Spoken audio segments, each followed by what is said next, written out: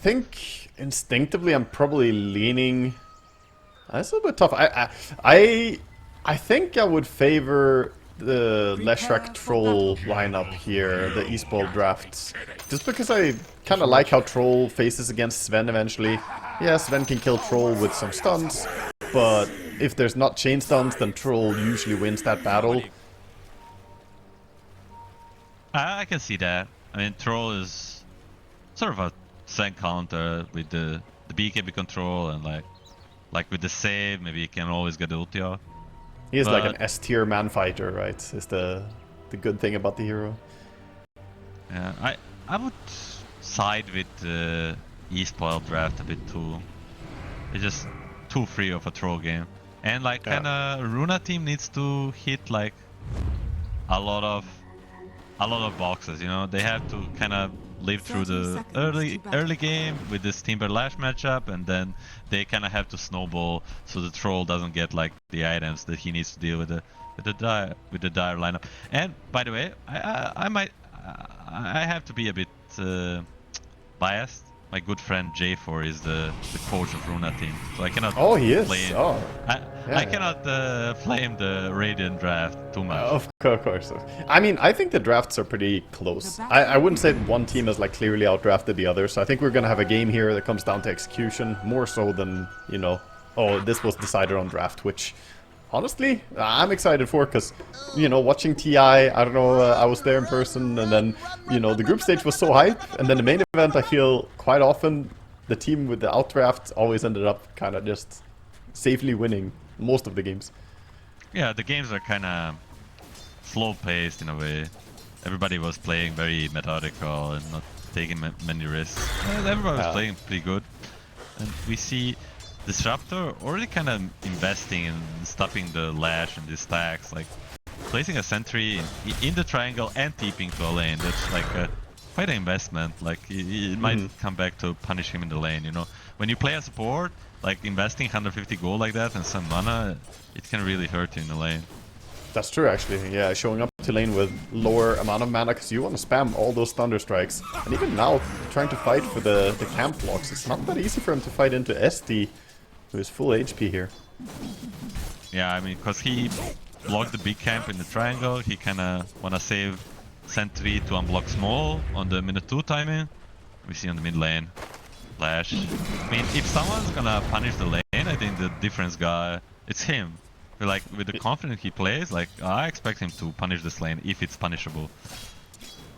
Yeah, for sure. He's always looking for the angle. He found kills. You know, I was watching him play Leshrac mid, and I definitely didn't think the opponent was overstepping, but he proved me wrong, and his opponent as well, of course. So it's dangerous how much you can get slowed down by Lightning Storm, and then Edict finally clips you. But last hits are pretty even on mid, 8 and 1 versus 7 and 1, so not too big of a disparity between them there. As for the side lanes, Mars is the only one kind of lagging behind a little bit at now 5 last hits. But I think he's still good because he has a few creeps to kill off. Yeah, the lane pushed quite hard, so he should be fine, but they got the small camp. So bottom lane, kind of a... Glimpse on the Shadow Demon. They pull him back with a glimpse. They used the blood grenade, ran him down, and finally used the glimpse to get the conclusion on that kill. Not the kill I was expecting, you know. Especially like Disruptor is not the strongest position fire in terms of laning. His power comes later with all his toolkit, like he can be really good at fighting, but I guess, like, you know, if Shadow Demon makes a mistake, he is good at punishing, you know. But overall, not the strongest plus fire. Getting first blood in this lane is really, really big for Runa team. Yeah, massive to get it on Sven as well, who, once he gets his items, he accelerates so hard. I already think of Sven as one of the fastest farmers in the carry pool right now. Out of the S-tier carries, I think Sven is just absurdly quick. If he gets Power Treads, Mass Commanders, that jungle disappears. Yeah, you just, you know, other guys have to buy Belfier, you have to build in. And like, he kept getting buffed. The innate ability got buffed, and the cleave got buffed, and like the facet got buffed. It's like, you know, because he was not so popular for a long time. Eventually, now I feel like I like having Sven on my team. Every game, I know what I'm getting. You know, he's gonna farm fast, and he's gonna get Blink Dagger, he's gonna initiate for me. He does a lot of good stuff. There was the time where he had like 40 base damage or something to have this bonus damage over time, but now you don't have any drawback really. You start with the same damage you normally do, and then you just scale up your damage from strength even more. I think it's a very, very strong facet now. Yeah, I mean, I remember people would take it even back then. So he just tells a story how strong it is right now. Nikki cool? Be fine. As you see on the mid lane, you know, there's a lot of pressure coming from difference, like in terms of resources, but Nikki is kind of keeping up in CS. Yeah, he's doing a good job with that, and he's also invested in early boots on this lane. Of course, very important against Lesh to be able to keep your distance. Sometimes we see mid Timbersaws not get by the fastest boots, get like Soul Ring and Bottle first, but here it's really a priority to have positioning. I wonder if he even invests into Windlace too at some point. As we talked about, kiting the Edict is all you care about when you play against Lash. Yeah, I think that might be worth it. He only has 1 point Timber Chain, so he's still maxing the Whirling Death, prioritizing that for the big damage output that it can bring. And he has those Iron Branches ready in case he wants to make a little burst play. Of course, Lesh too high HP. Up top though, the action onto the Troll? Or are they turning it onto Lion? They should have him, but he has a 10 stick and a fairy, but not gonna be enough, not gonna pop it. It's level 2 Astral Spirit on the Aztec core. Is just, you have to respect it. He packs like, a punch. Yeah, like 100 bonus damage or something there. Hit a lot of the creeps as well. He has a jungle camp because he unblocked his small camp, so he has something to work with. Down bottom, they're trading hits as well, back and forth, but looks like eSpoiled are standing the ground. Oh, Marcy. Has a lot of stick charges and a Lotus to work with, so he can He's got the helm as well. Kind of tanky. I mean, everybody talks about Helm of Dominator, but nobody talks about Helm of Ironville. That item is annoying to play against if you're a support or something. They just get like untouchable after they pick it up. Yeah, you feel like if you auto-attack them, you're just keeping their HP from regening. You're not dealing damage, you're just keeping them at the current HP. There's like no progress. Yeah, you just feel like you're doing useless stuff. Yeah, it's not fair. Illusion Rune at mid 6 for Timbersaw, so that will help a lot with this mid lane. Like we talk, I think every time we cast, every time we watch a Dota game, we always talk about this power rune. They're so detrimental to the progress of the game. Like if Flash got the haste, suddenly he can contest the Wisdom rune. Lion being run at again. The ET smacks. He still has the damage for a while. They can go on Alberca as well, running him down. The slowest there. Creep wave is too far away. TP's coming in though. Wow, saved by the Timber. Whoa, that's so close. That was crazy close. Hey, that's a tip. That is absurd right there. Very nice recognition though that he had the stomp into TP out. What a play. Plus 4 TPing to a safe lane and then getting the Wisdom rune, but is Snowy gonna die? Please Snowy dies. Yeah. Timber sticks around. Snowy a little bit greedy there, sticking around for the CSing as Timber runs into Lesh, but I don't think he's too worried. Leshrac wants to combo with the SD. Not in Good range. jump by Marcy. Stays away from the SD. Even though SD has boots and is pretty fast at running up, the Marcy just using her friends as a little catapult to jump away. But that's Wisdom Runes though. Double Wisdom Runes going the way of eSpoiled. So experience advantage for support. Yeah, and playing with Lion and Disruptor on your team, it's gonna hurt a lot. You know, this Disruptor, he's kinda okay early game, but around minute 10, if you don't have ultimate, you feel like a burden. Like, guys, I need a lane. And it's similar with the Lion. Like, they're fine in the lane with the skills that they have, but through the mid game, if no ultimate ability, they can feel pretty useless.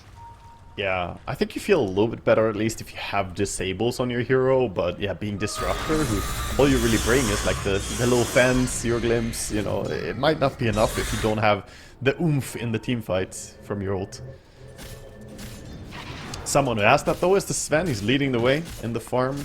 Only 400 gold ahead of the Troll, so not massively by any means. Well, Troll is gonna try and pick up some gold from the Marcy.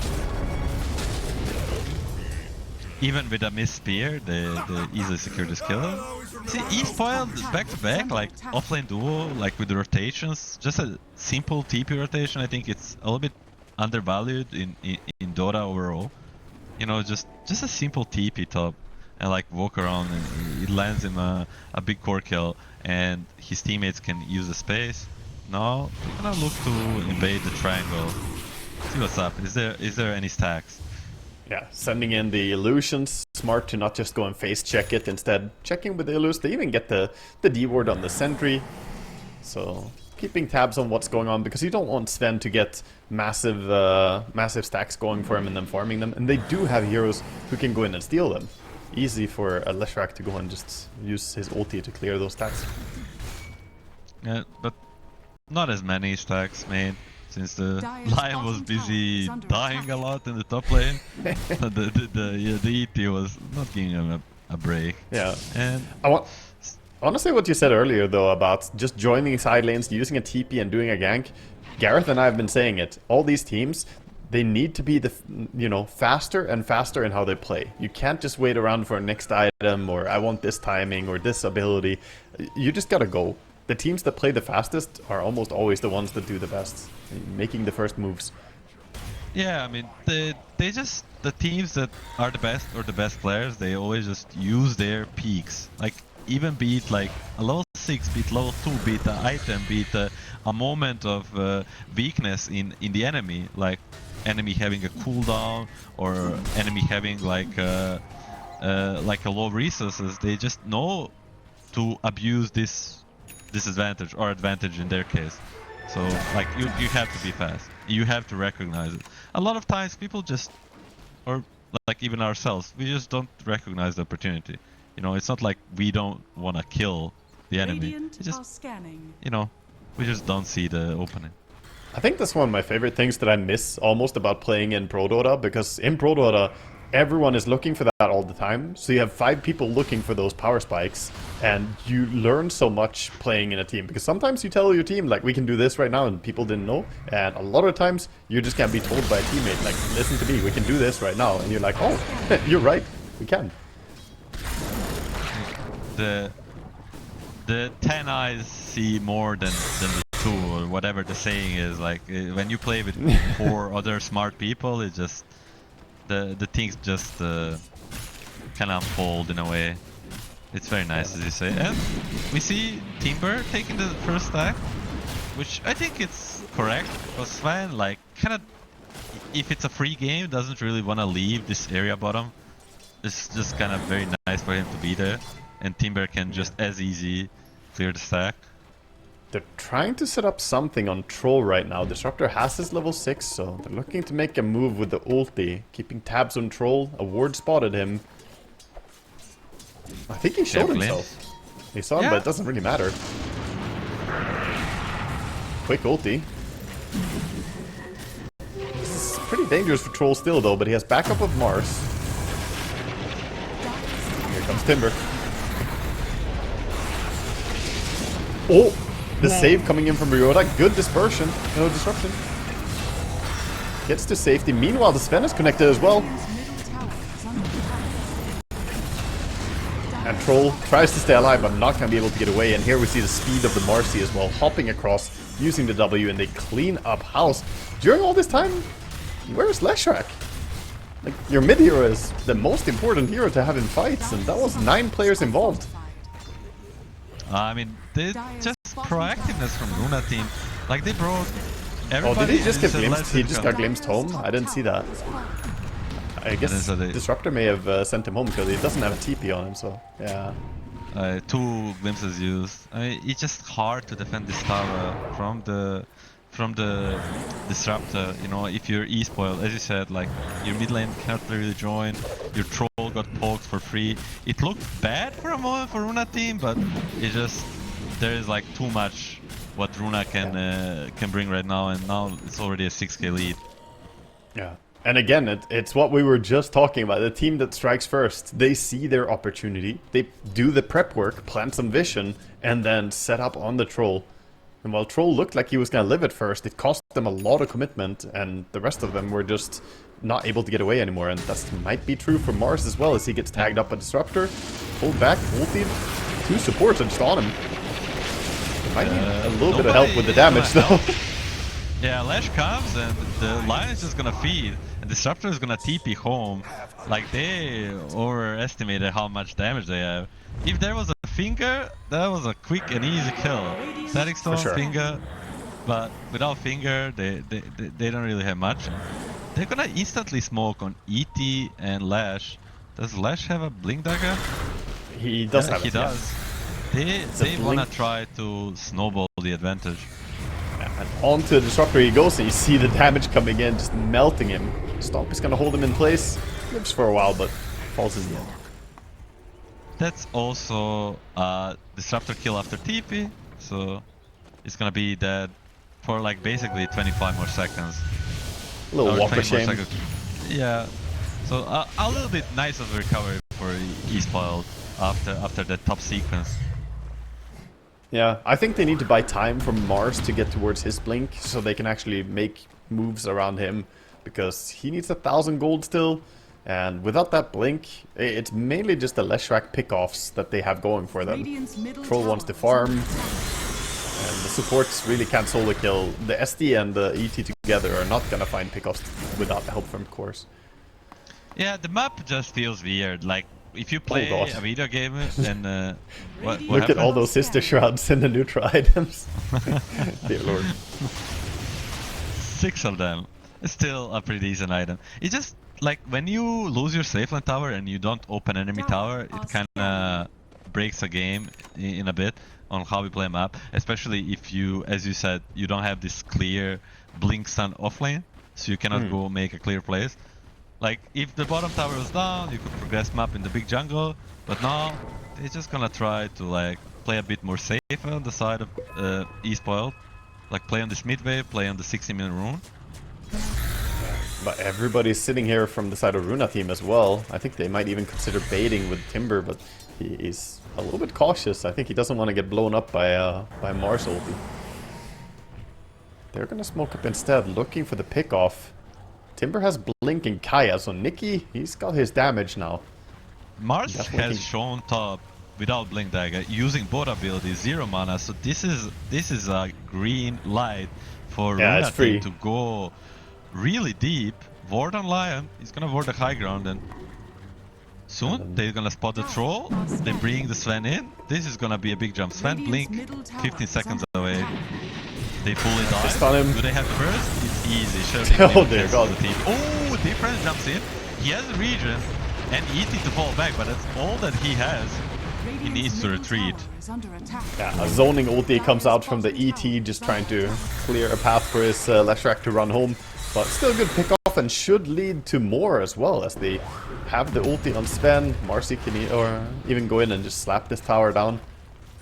I was a bit concerned for Difference there. Like, you know, I know you have regen, but 2v5? It's hard. Oh yeah. No, Sven misses the jump. They saw the ET was nearby when he showed himself under the ward, but he didn't walk quite that direction. Timber's revealing TP's coming in though. It's just kind of tanking it. Leshrac chasing with the Mars, could burst the Timber Saw. Misses the stun, but it doesn't matter. With the ED Spirit, that's way too much damage. That's incredible. And this build on Timber Saw is also not really Glass Cannon, but it's not a tanky build. He's more of a killer. He's looking for the pickoffs himself. If he gets jumped, then he quite likely will go down to this combo at least. I like the build. I mean, he has his downsides, as we saw. He can just die very quickly. But I think it's On the other correct hand. in this game. Yeah, I think Blink Dagger is also one of those items that the more of them you have, the stronger you get, right? So you have Blink on Sven, you have Blink on Timber, Blink on Lion, and Marcy technically has a built-in Blink in the rebound, so it makes their team very mobile. They found a Disruptor. It's gonna be Edict, but Disruptor gets to put ulti on it. That means Difference will just die. ET Stomp goes through, doesn't catch anything, and he's gonna get chased down. The Marcy with the shield rune is something to fear. I mean, that's not what I expected after I saw that disruption. The first pickup on Disruptor, but yeah, it backfired hard. You can see the catch potential is so strong on Runa team with their mobility. So for now, eSpoiled feel like they're playing the sides. And Troll Warlord, he really needs BKB before he can even think about joining too many of these fights, I think. He's got the Battle Fury, got the Yasha, that's all fine and good, but without BKB, it's just gonna get controlled. Yeah, I mean, it's kinda... Like, I'm not gonna lie, I'm a bit surprised with how Troll developed in meta and TI and his win rate, you know? Before on, like the hero kinda felt like a burden for a while. Like, cause he needs to farm so many items. So I think this game is like kind of what showing I expect the weakness. Troll to be. Yeah. But he just did so well before. And Mars with the Blink Dagger, they're smoke. They're searching. They don't see much now. Smoke breaks. It should be a quick pickup. I don't think it will lead to more. You know what I mean, Vaga. You know what I mean about the Troll. Like, no, I agree. PI and the win rate, you're like. You're not happy to see this hero on your team in a pub. He felt like this kind of non-hero, you know. The enemy team picks Medusa, you have a Troll, you're like, you know, I wish I had the Medusa instead. Exactly. Oh, nice disruption save onto the Lesh. That's what we're looking for. He can get to safety, but Sven is here. Getting blown down. The Troll is gonna chase for more. Lion is going to die to Team Birthday. Nikki Cool is in, now he's left, 1 versus 4, he's gonna get ET stunned, and he's not gonna even get a ET, he just gets deleted. And a celebration Troll ulti at the end of it as well. He didn't even need it during the fight, he pops it a moment that the last enemy hero dies, so he can run faster and farm. That was so clean. I think, give Ryoda some prop there, he was the only reason that fight didn't go terribly wrong with Leshrac getting targeted first. I mean, look at his build. He doesn't even have a magic cord, no wind blaze, just straight up mana boots into Blink Dagger. You know, he knows his job. He knows that if he gets the save, but let's hold that because Marcy is gonna chase. They're gonna get both of them.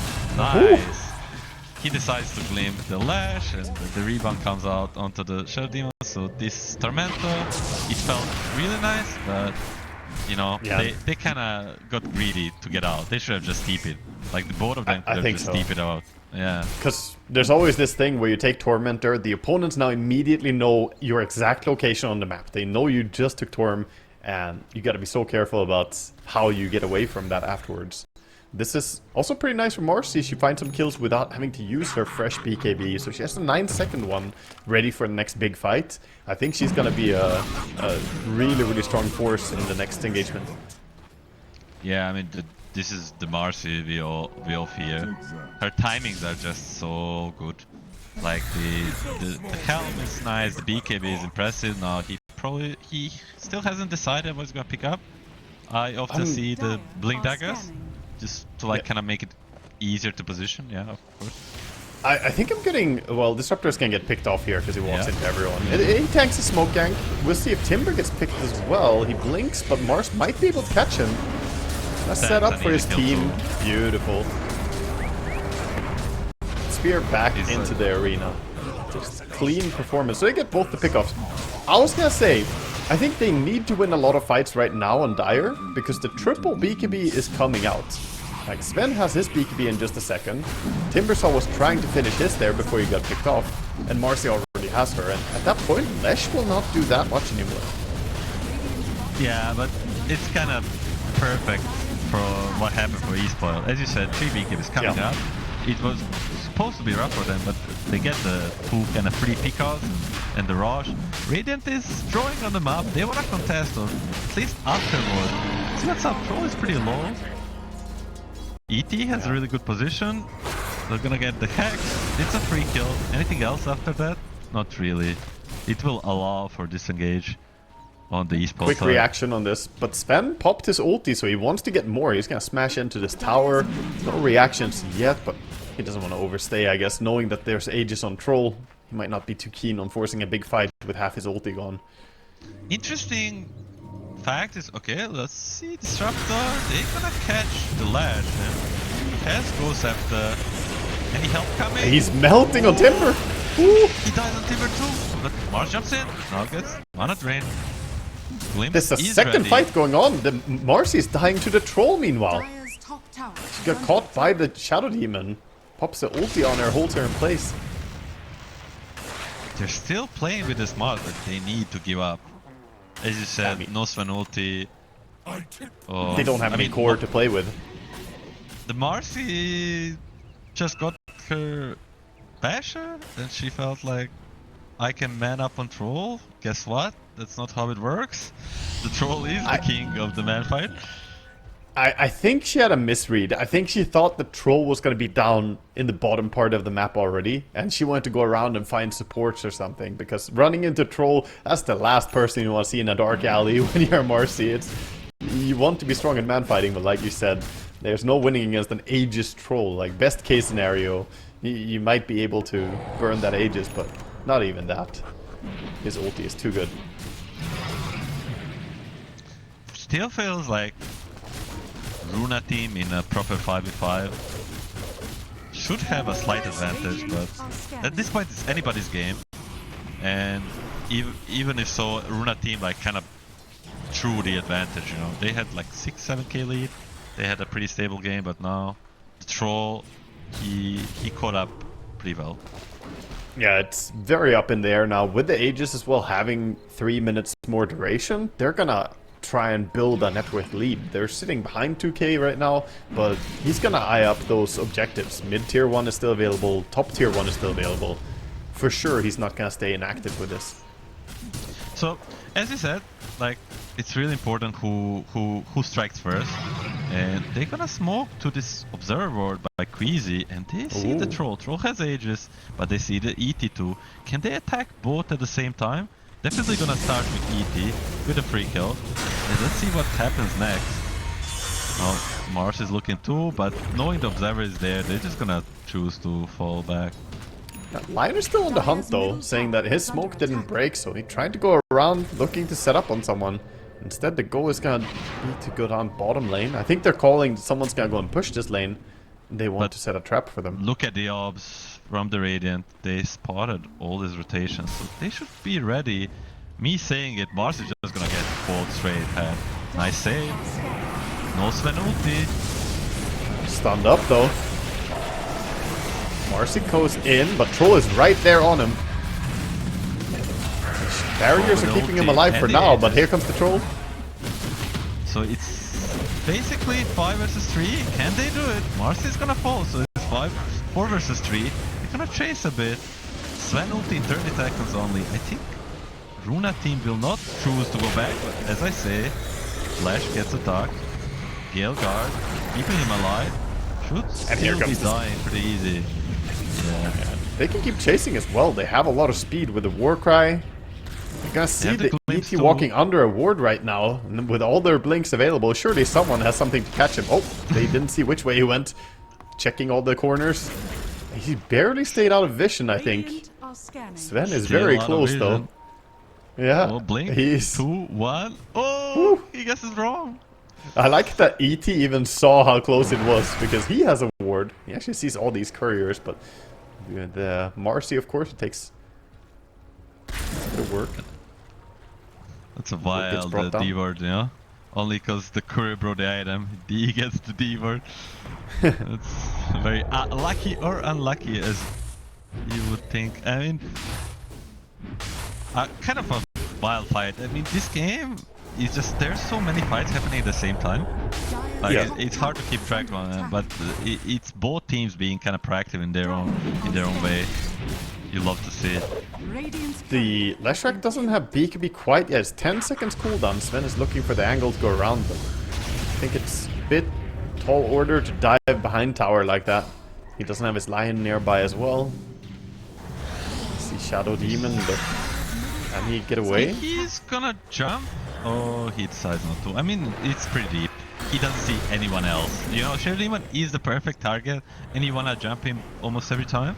But behind tier 2, in between tier 3, is like that's maybe a bit too much. Yep. Yeah, on a pretty like complicated level, it's like you have to blink right on top of Shadow Demon as well, because he has Blink Dagger and you don't want to give him a lot of time to react, so you want to like blink stun him from very close range, otherwise he just blinks to safety himself. And then he purges you. If you mess it up, like it can go very wrong for you. It's kind of yeah. At least Sven got the shard. Was that a purchased shard? It was a purchased shard, right? He didn't get it from Tormentor, so I mean, he gets the Undispellable. Yeah, it's very good against Shadow Demon. It's like it's kind of helps a lot, because this is, in my opinion, a bit of an underrated shard.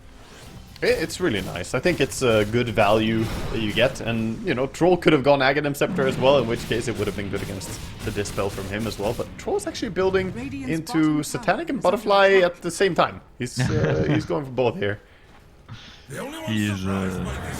He's having a bit of a trouble in deciding. I think it will be. Yeah. Well, he's got the Eagle Song, so the Butterfly is pretty committed now. If he buys a Reaver as well as the Eagle Song, then we're gonna have to have a talk. But yeah, he just wanted some extra lifesteal, right? So he could regenerate a little bit more. I think it's not too strange, the Morbid Mask casual. Yeah, I agree too.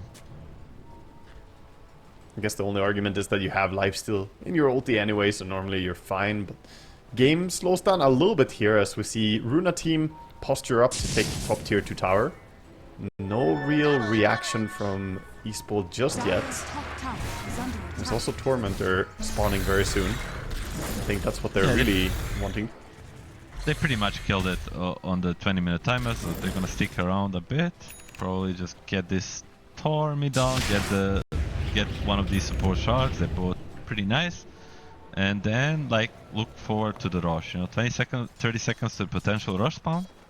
Like they just wanna like clear these objectives as fast as possible so they can be prepared. Yes, that's very true. I think the pretty cool trick with the ET and the spirit through the right, sending through the spirit through the gates. Oh, it's a cheesy little thing to do. And you can bring it all the way across the map. If you line it correctly, you can get a bunch of damage doing that.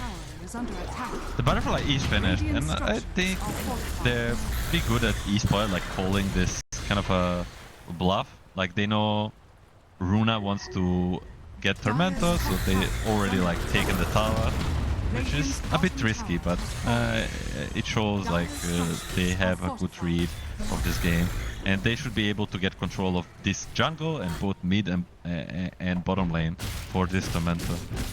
Yeah, and you see what he's doing as well. Astegore doing the Elder Titan trick of spamming your Echo Stomp and cancelling it all the time, which makes your Elder Titan Spirit essentially stand still. You can make it, when it's on the way home, you can kind of freeze it in the air, which is always nice to gain a little bit more duration. He scouted the Tormentor, finally goes down, and Lion gets his hands on the shard. It's an okay shard to get, but... see people like basically, as you say, like stun the spirit. I always feel like it's some sort of script. I don't wanna like where it stands completely still, right? Like they just keep it there. Almost. Yeah, like I've seen it too. Press the S, or I don't know. I don't know how fast they are at stomp cancellations, you know, but I've seen it too, where it legit just looks like it's not moving anymore. Yeah, exactly. I cannot replicate it myself. Cheating, but I cannot do that right? either. That's why. But maybe just all. A smoke We're from too the eSpoiled. Rush is up. They will know. So last rush was taken by the Dire, so it has to roar before the Dire takes it again.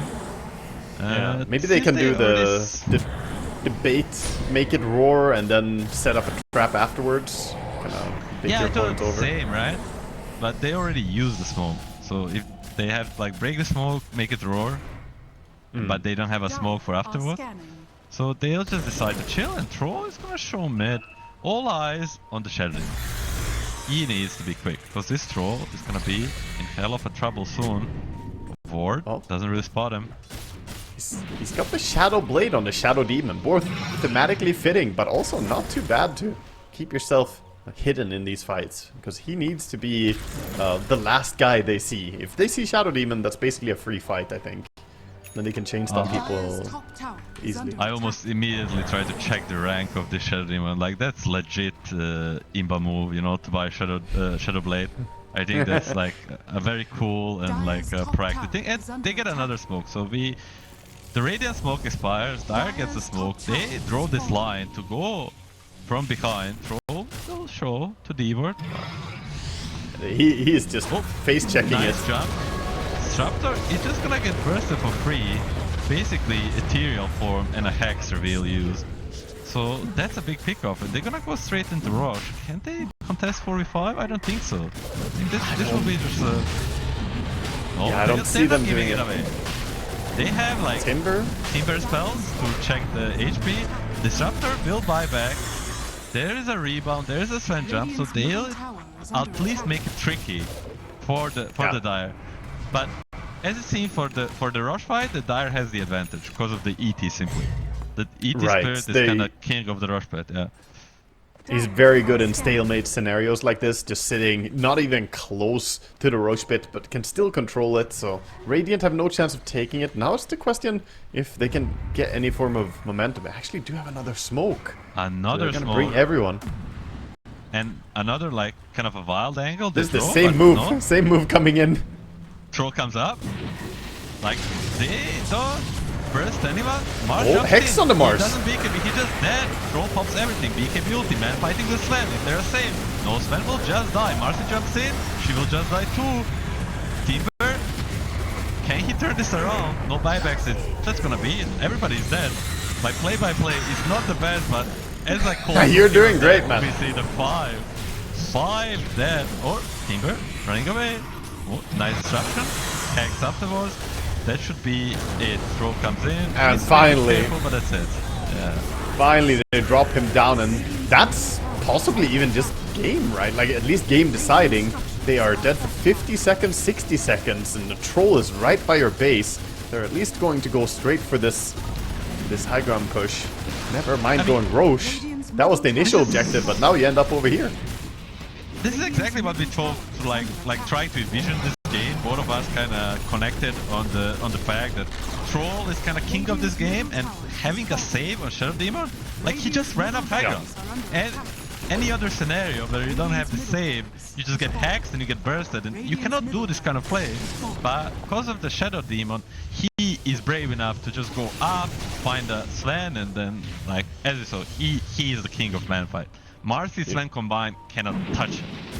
You know, they needed like a Zeus or some hero that can reveal where the Shadow Demon is hiding so they can go on him, but they just don't have the information. They don't have good scouting heroes on Radiant, actually. There's no info gathering ability compared to the ET Spirit, which doesn't sound like much, but it really makes a difference when you can send in something to scout before you go in.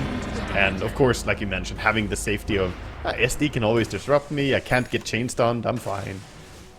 Meanwhile, Troll is gonna hit too. I mean, also we didn't speak about it. They're gonna try to go. Marcy has the MKB. Can they burst him first time for free? They don't, so he pops oh, he's not dying, dude. Oh, he's just gonna win this fight. I would win, says the Troll and the Snowy. They thought they could chain stun him, but that's not possible. He has the strong Dispel Taunt now as well. He didn't have it, but now he does have it, so that's never happening anymore. He doesn't even need Shadow Demon now. He can break the chain stuns on his own. Of course, Disruptor is the one thing they have, but he doesn't have Aghanim Scepter yet. 1500 gold to go. He used his buyback in the previous engagement there on the Roche. And that means basically you gave up your only shot of getting an Aghanim Scepter this game, I think. Yeah, I mean, we didn't talk about it, but Sven also with his jump, and now the Troll Warlord, he's just gonna come knocking at your base. No Marcy for 30 seconds, no God Strength. As you said, Disruptor is 1500 gold away from this, like saving grace. So I don't know what Runa team can do here realistically. They need to give up this side. It will be interesting to see if they pop a glyph, hopefully not, but they kind of just have to accept the defeat of this side and play for the last side of Barrack. At least Marcy's respawning. Her BKB is cooldown for 20 seconds, so they could keep playing aggressively here with the Aegis on the troll. Or they could just wait. He has 5,500 gold, so maybe he wants to get that swift blink so he can choose his target. Just blink in, pick someone to kill. And speaking of, Leshrac also has a Hex, so he can do the same thing. He can just identify a target, jump him, hex him, and basically burst him on his own now as he's level 25 with Diabolic Edict talent. So that one really hurts now. That's one of... I think the talent is extremely strong. Like, combined with level 20, but as you saw, only chance for Runa team is the desperation now. smoke.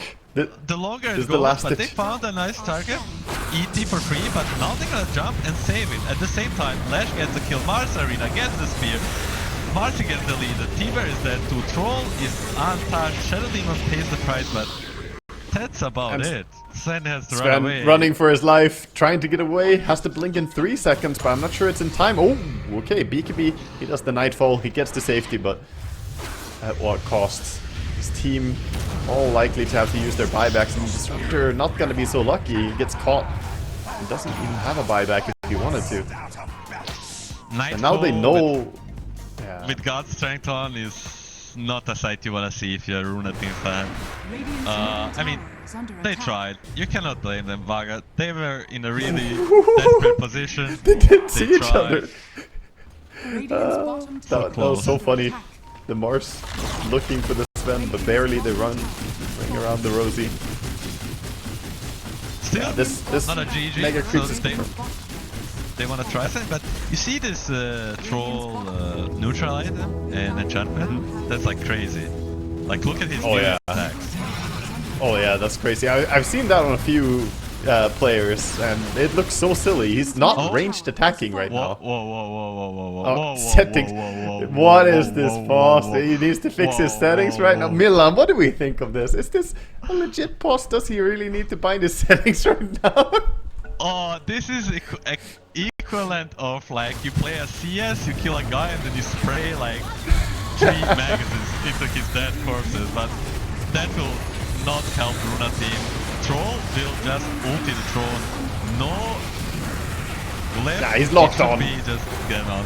But still, they're fighting back. They get 1 kill, 1 buyback. Troll will die once. Sven will kill ET2. Mars coming in. Now with Arena. Are they still gonna try to focus the Troll? They're going for the Troll. Can they stop him? He should be die here. Yeah, he dies. Sven buyback.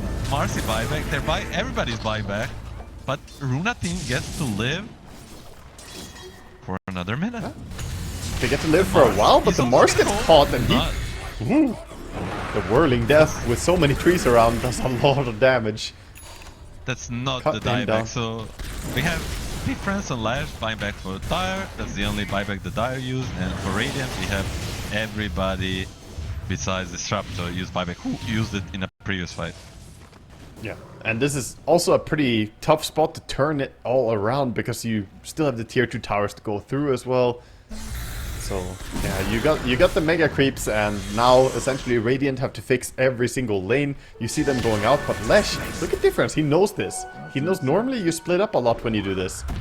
He's gonna go on the Mars. He tries to burst her with the Hex into stun. She's just gone from full, dude. I mean, ouch. Amplify damage definitely helps, but the level 25 talent that was just a showing. And now they're gonna catch the Sven too.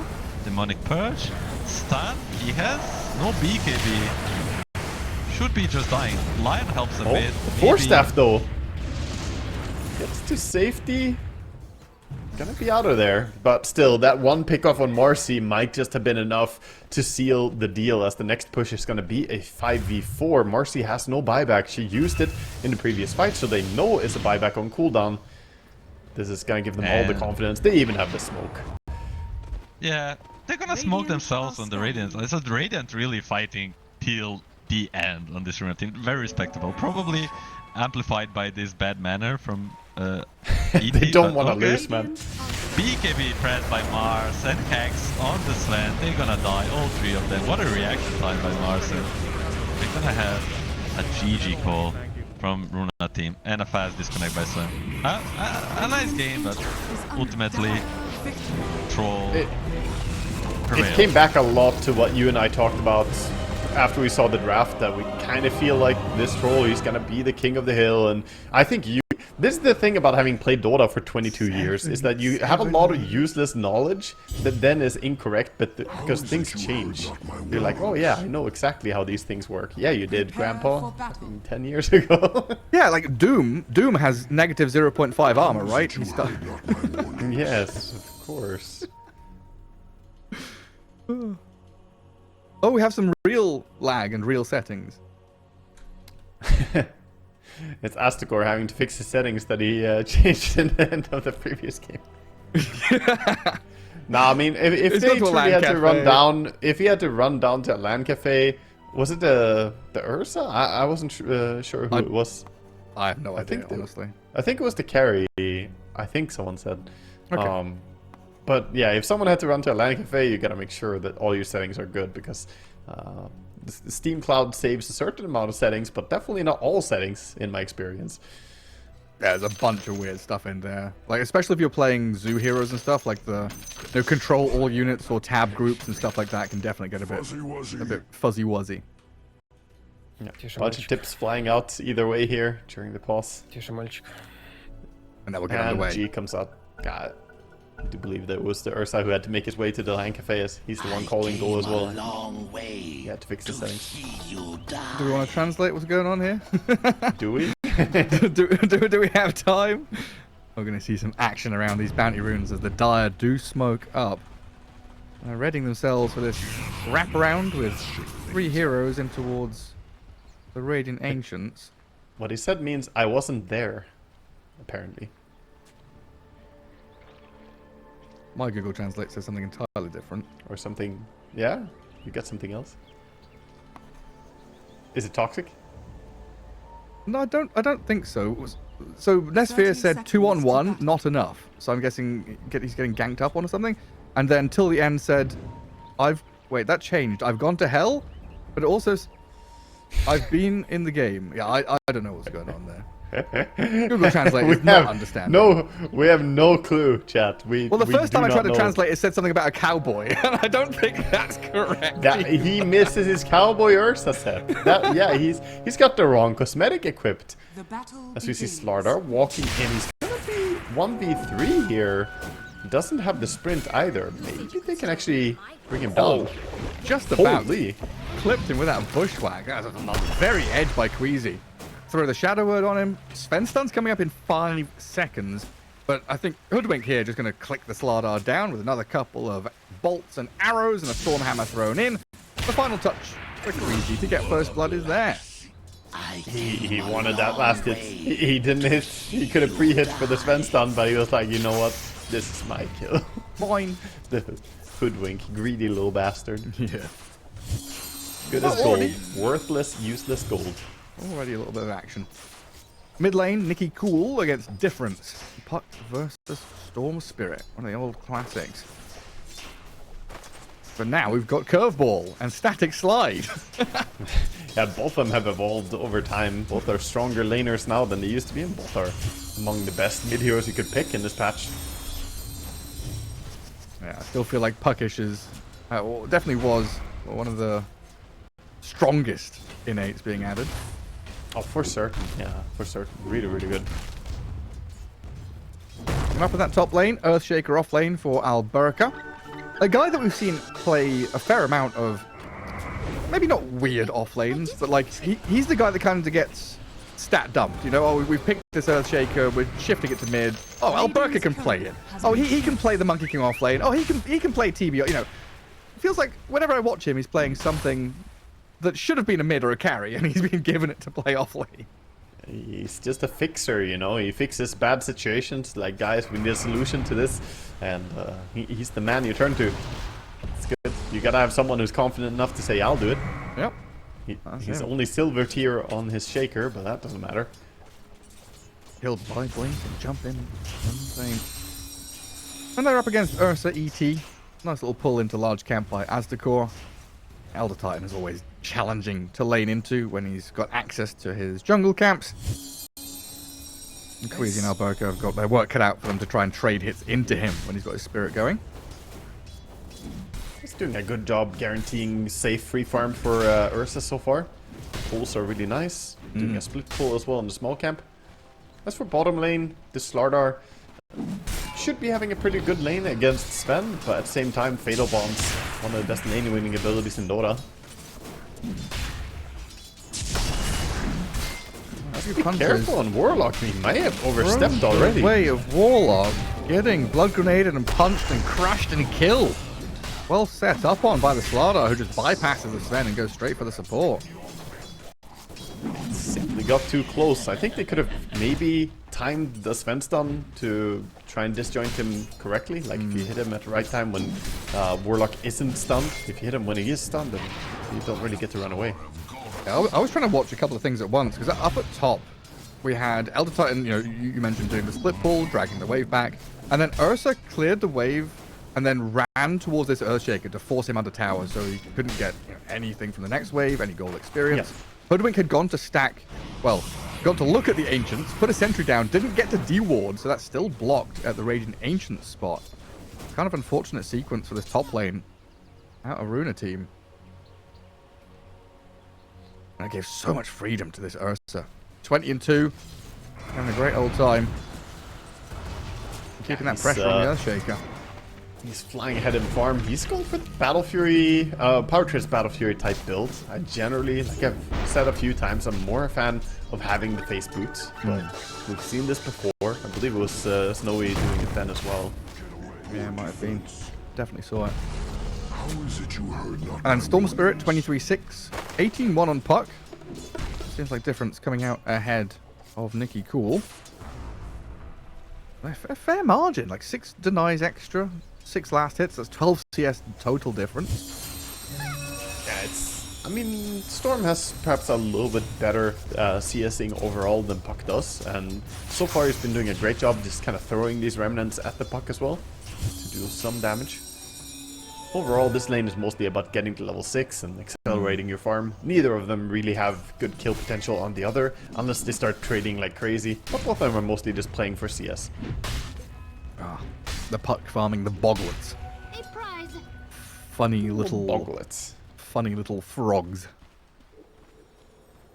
They put up the water bubble, parenthesis small, to block some of his damage.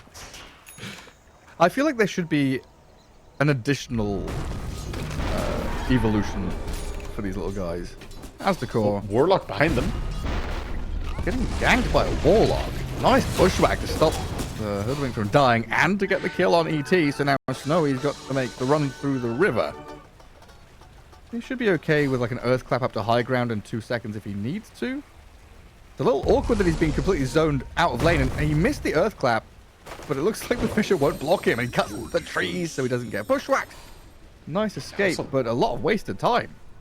A lot of heroes chasing him for that long time. If you feel bad running for like 30 seconds to run away from your opponents, think about the fact that 3 of them followed you, so that's 90 seconds total invested by them, right? And he has a wave following him actually, so it's not that bad. Yeah, he's got farm. I think Ursa's not too bothered by this. At the same time, Warlock getting involved in some kills. I always am a big fan of seeing this. Already has been 2 kills. Can be pretty hard to find these rotations as a Warlock. This isn't the best ganker.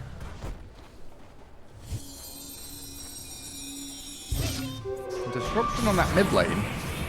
Ryota's come across to steal the Inla's rune, get a grab on Nikki Cool. There is another orb and jaunt to get away. And Storm looks like not enough resources yet. Nikki Cool far too healthy to go chasing any further. The coil kind of prevents any further chase, but there's coil on cooldown at least, so not gonna show up and surprise gank your Ursa or something. A little bit of safety, and means he doesn't have coil for the wisdom play. So I already see Ryota running over. We'll see if he does the Shadow Demon trick. Let the enemy start taking it and then disrupt them. Looks like he's not doing it. He's just running straight forward towards Queasy. This is not going to work as well. There's going to be some rotations now. A pushback onto the Shadow Demon. Ryota's Fisher blocked. And Warlock has also arrived. No chance of stealing it now, 1 versus 3. It looked like Elder Titan was going to make his way over, but not able to close the gap with the Ursa to help out. If he had a ward on him, perhaps we may have seen him do what we've seen a few times. Just put down a ward, watch the enemy start taking the wisdom, then disrupt them and use their own timer on the wisdom take to steal it yourself. Really neat little trick you can do. Pretty long zip in there from difference. Let's get the grab onto Alberca, pre-level 6. Super important, he doesn't have Echo Slam there. And they get the kill with no answer. I think they were probably pretty scared when he turned around to kill a creep there. If he got level 6 from the creep, he would have had mana to ulti, and that would probably have spelled at least one death. But he needed a bit more experience than that. Mickey Cool, kind of getting irritated by the Shadow Demon, disrupting him when he's trying to orb and clear wave. The difference isn't going to be able to grab him there as he does get the jaunt off. So that means the rune is going the way of Storm, gets the shield rune, and I can't think of two much more rune-dependent mid-heroes than a Puck and a Storm. Both of them want this advantage so badly. Any rune could really accelerate your game and allow you to open up on the side lanes. Has Sven been kicked out of bottom lane, or is Sven happier now farming jungle to accelerate? I was gonna say that this is not a very voluntary move to go jungle at level 5 on Sven. You don't have ult yet, you don't have Mask of Madness yet, so you're not farming very rapidly. He's level 5 as compared to the level 7 Slardar, so the lane is unsustainable for him, and Slardar will get free farm until he has his blink now, and that's a huge thing. Early blink dagger on Slardar means they can have Storm plus Slardar ganks, which is really powerful. That's a ton of impact. That's going to come very quickly. Now a lot of emphasis being put up in his top lane now. ET guarding the Ursa, sentries and wards and stuff being put around that top Tormentor spot. And both Radiant supports sat behind the Earthshaker, hoping... I saw the ping from Alberca saying attack here top, because he was getting his Echo Slam leveled up. But it looks like it's been a job well done by the Dire to avoid any creep waves near the Earthshaker so far. Yeah, they're kind of scouting and keeping tabs on him with the ET all the time, so even now threatening to stomp him, just very frustrating for him. He wants to go for the troll last hit, but gonna have to try and fisher it. He does get it. In mid lane, Disruption is there to self-save, but with 3 heroes and a golem dropped on your head, you're only lasting so long. And this is going to turn into a proper push on the tier 1 with the Chaotic Offering Golem going. Nice and early Golem usage. He did pop the book for this one, as of course he was involved in all those kills and puts it to good use getting his level 6. ET, a pretty good tower defender though.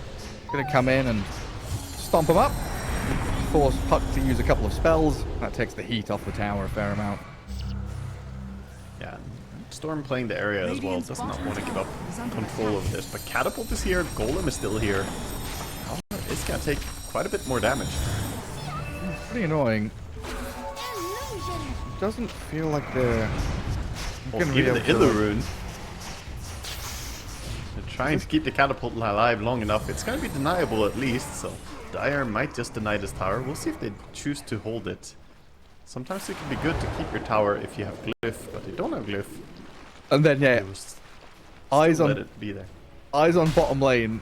Sven shows up to the lane for the first time in like 2 minutes, immediately gets Slardar ulted, and then runs away.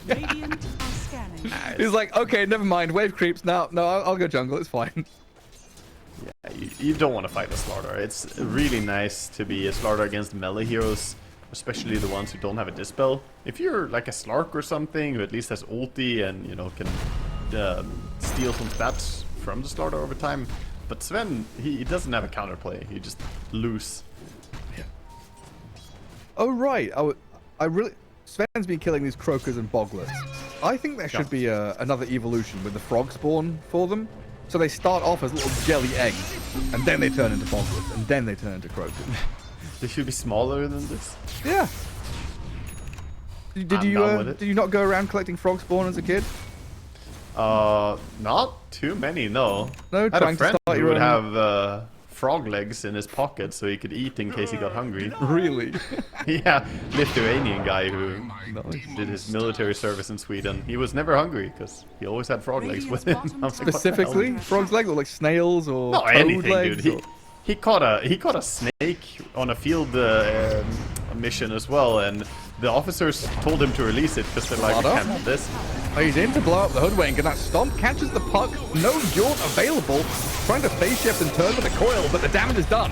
That's a nice chaotic offering with Bonds on 3, but Waste 21's going to turn with the different Storm to get onto the Warlock and get a triple kill. No Earthshaker, no Sven. But 4 versus 3. Oh, but Shaker! Shaker! Oh! Alberca shuts me up. God damn, 1300 gold after that. Alberca, level 10 as well. He is suddenly just the king of the hill. Slams down everybody. I think they all collectively forgot that there was a Shaker in the game.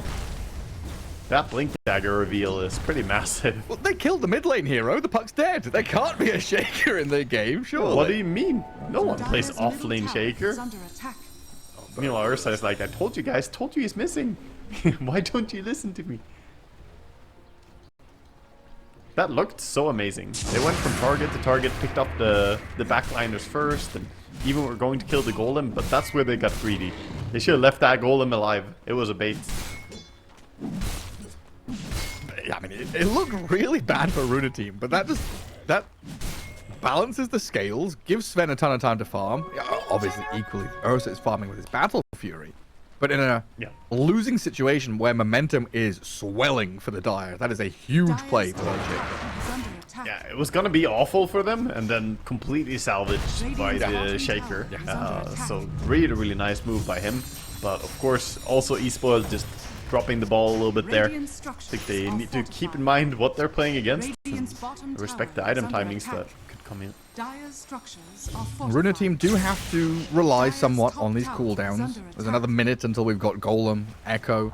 But there's Coil, there's Bushwhack, there's a couple of spells that can be used to go and catch one of these heroes out on the map.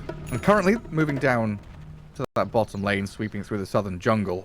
Unfortunately for them, they've like walked past the Storm and ET and they're going towards an Ursa. Yeah, Ursa is a great target for them if they can see him first, but instead they're gonna see some people walking into their jungle for dewarding. Storm is the target, but he's quick to zip to safety. Radiant's middle tower is under attack. Dire's top tower is under attack. Sven was even nearby, ready to strike. Puck up at top. He's trying to finish off this tower. Blink crush. Oh, into the bash stun. Ooh, that's rough. You don't want to die to Slardar and Ursa this early on in the game as a puck. They don't have that much disable, but just well played by Wastes. Setting up there. He's currently going for a Yule Scepter. I would almost love to see him go for an Orchid instead on the starter to really force the puck to go for a defensive item. Not allow him to go for this Blink and Pharasma style that every puck wants to do. So what situations is the Yule for? Because we've kind of talked about how Yule's is being bought up by a load of people for that like instant catch. Yeah.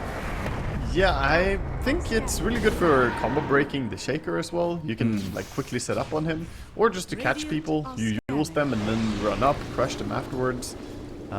Like Sven God Strength jumps in, you use him. Yeah, you can kite.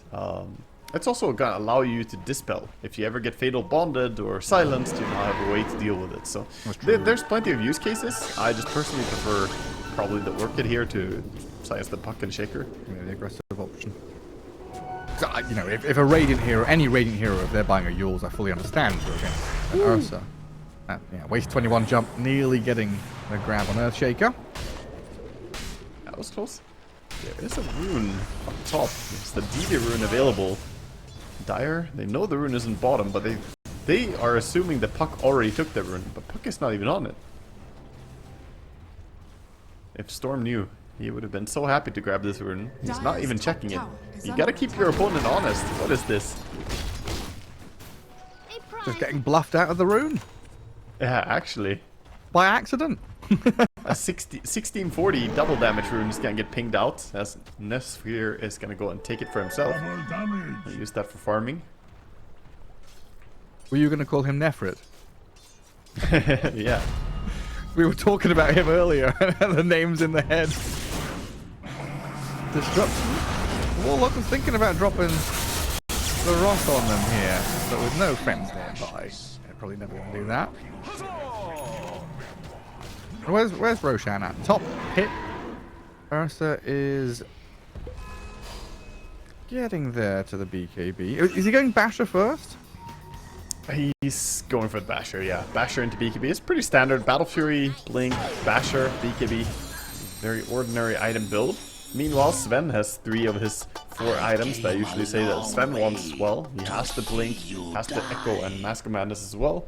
Needs the BKB, of course. This is not one of those games where BKB solves everything, though. You BKB and Slaughter and Ursa are still gonna just look at you like, yeah, so? They don't care if you're golden, they're still gonna slap you. But still kind of needs to go for it, otherwise he just gets stomped up or crushed or grabbed by the vortex. Too many disables. Arcane rune top now. Radiant have scouted. They'll bottle it on the park. Now it's starting to Nice look power at... runes. Yeah.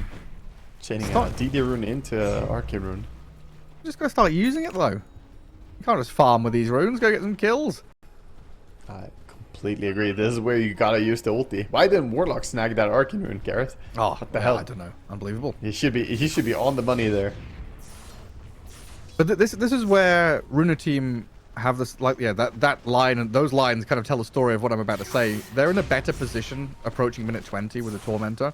So being in this spot, having observer wards already being set up, and the Dire aren't reacting to anything in particular, but I guess they're reacting to map state and time. Right? They now have to move up there, sweep into that area, either get vision or get kills to evict Runa team from that top left corner, because they want Tormentor, they want Roshan. They're an Ursa team who wants objectives, is kind of ready to fight. Edging forward. You say it very well. Shadow Demon gonna be the first one to get caught here. Ryota, dodges. Still gonna jump in with the punch Slaughter jumps in. and Slaughter's gonna get gone on by Sven, but Nesphere turns onto the storm. The coil is there, the Ursa's in. Echo Slam takes down Difference. Snowy dies straight after. The layering of spells, well done. Yeah, the tip for Alberca there, coming in the nick of time to finish off the Elder Titan while the Slaughter's still being hunted by the Sven. Waste 21 is moments away from death, blinks off to the right-hand side. The puck is here with a waning rip. Jumping off that bendy orb. It's a team wipe, Gareth. They get every single player. When you see Shadow Demon first, usually a really good thing for you. So he couldn't save anyone. And then Alberca, with the patience, just sitting back. I think a lot of players would already have wasted their spells, committing for a little bit more. But he knew he needs to pick his moment, and boy did he choose the perfect moment to go in and slam. He caught the Ursa before Ursa could press ulti, and managed to get not only him, but also this Storm as well. It's beautiful timing.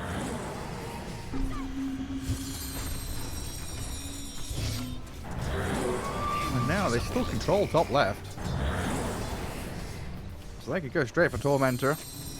Take that, get a shard. Warlock would love a little bit of shard action. They're joining through the gates. Realize that they don't have as good of a Tormentor team, so they need to bring a lot of heroes to be able to do it. Otherwise they would take so much damage, but here we see all 5 of them. Warlock says, it's fine guys, I'm here. Yeah. He's not even gonna throw his heal on anyone. What? Heal them. There we go. Fixes up the Hoodwink out of all people. And Roshan immediately attempted here. They've got it before the response can arrive. Hoodwink is nearby, but it's already done. Misses the bushwhack. Waste 21. It's going to bail away. So, I want to say, like, incredible fight for Runa team. Great position to be in. Good torment to take. Doing all the right steps. The next few minutes, like, they're 5k ahead and they're leading, right? They're now dictating pace of play. But I feel like this is such an important period of the match. Because you're now facing against Ursa with Aegis, but also double BKB timings coming up. Storm has his. Ursa's getting there. Yours is going to be here soon for Slardar, so there's another layer of items you've got to contend with from this Dire side. But I saw Blink on Shadow Demon. As soon as he respawned from that team fight, he buys Blink. So now maybe he can stand a little further back and not get caught. Yeah. Yeah, I think that's step 1, you know, get the Blink, and then he's gonna go for a Glimmer Cape to try and keep himself invisible, stay safe. But I think you need to basically replicate what he did in the first game, just have that clean positioning that allows the rest of your team to go in. Blink Dagger is the most instrumental part in that, because otherwise you have to be closer in order to save people. Now he can sit really comfortably back. So why did he go Shadow Blade in that previous game and Glimmer Cape in this one? Well, I'm not sure why, honestly. I think the big reason that I see is that there's a lot of magic damage in this game. The previous one was a bit more physical damage, and he wanted to hide specifically from the right-click heroes. He was concerned about them going on him, but here we have Hoodwink, Puck, and Shaker. It's a lot of magic damage from those three. And a lot of spill damage, right? So if you're invis and getting clipped by Echo Slams and Waning Rifts and stuff, while invis, you don't want to get touched by a Puck. Yeah. Ursa runs into the Hoodwink, gets a little run around. Meanwhile, the SD as well. To the Puck. Coils him up. Difference though, zips all the way over to Nicky Cool, and now with a Demonic Purge on him, trying to face it lost the Aegis down all the bottom. way. Nicky Cool, he's dead. Meanwhile, what's going on bottom right corner? Sven trying to fight back into Snowy. The Echo Slam is there. The Ursa's down. Aegis and life gone. Get him twice there, and that was just Hoodwink starting with a nice little setup, juking him around the tree line for a while, and Ursa finding himself completely alone without friends. Now they come in, try and maybe get something good going. They Storm a Slaughter hungry, but Waste 21 just gets blasted. Earthshaker looking for the Storm, but the BKB TP will be successful. Goodness gracious me, how quickly people can die. I mean, they're having great impact from the side lane cores on Radiant this game. Sven having a clean game, doing what you want from your post one, and then on Burka just always showing up, having the massive impact. Has the Kaya Yasha and Blink. We talked about how he is just a silver tier shaker, you know, he's filling, he's taking the hero like, oh, it's fine guys, you can flex it to my role. But he's looking absolutely comfortable on this hero. So good. Showing that he is so good at just taking whatever they give him. It's been stellar stuff. Dire's bottom tower is under attack.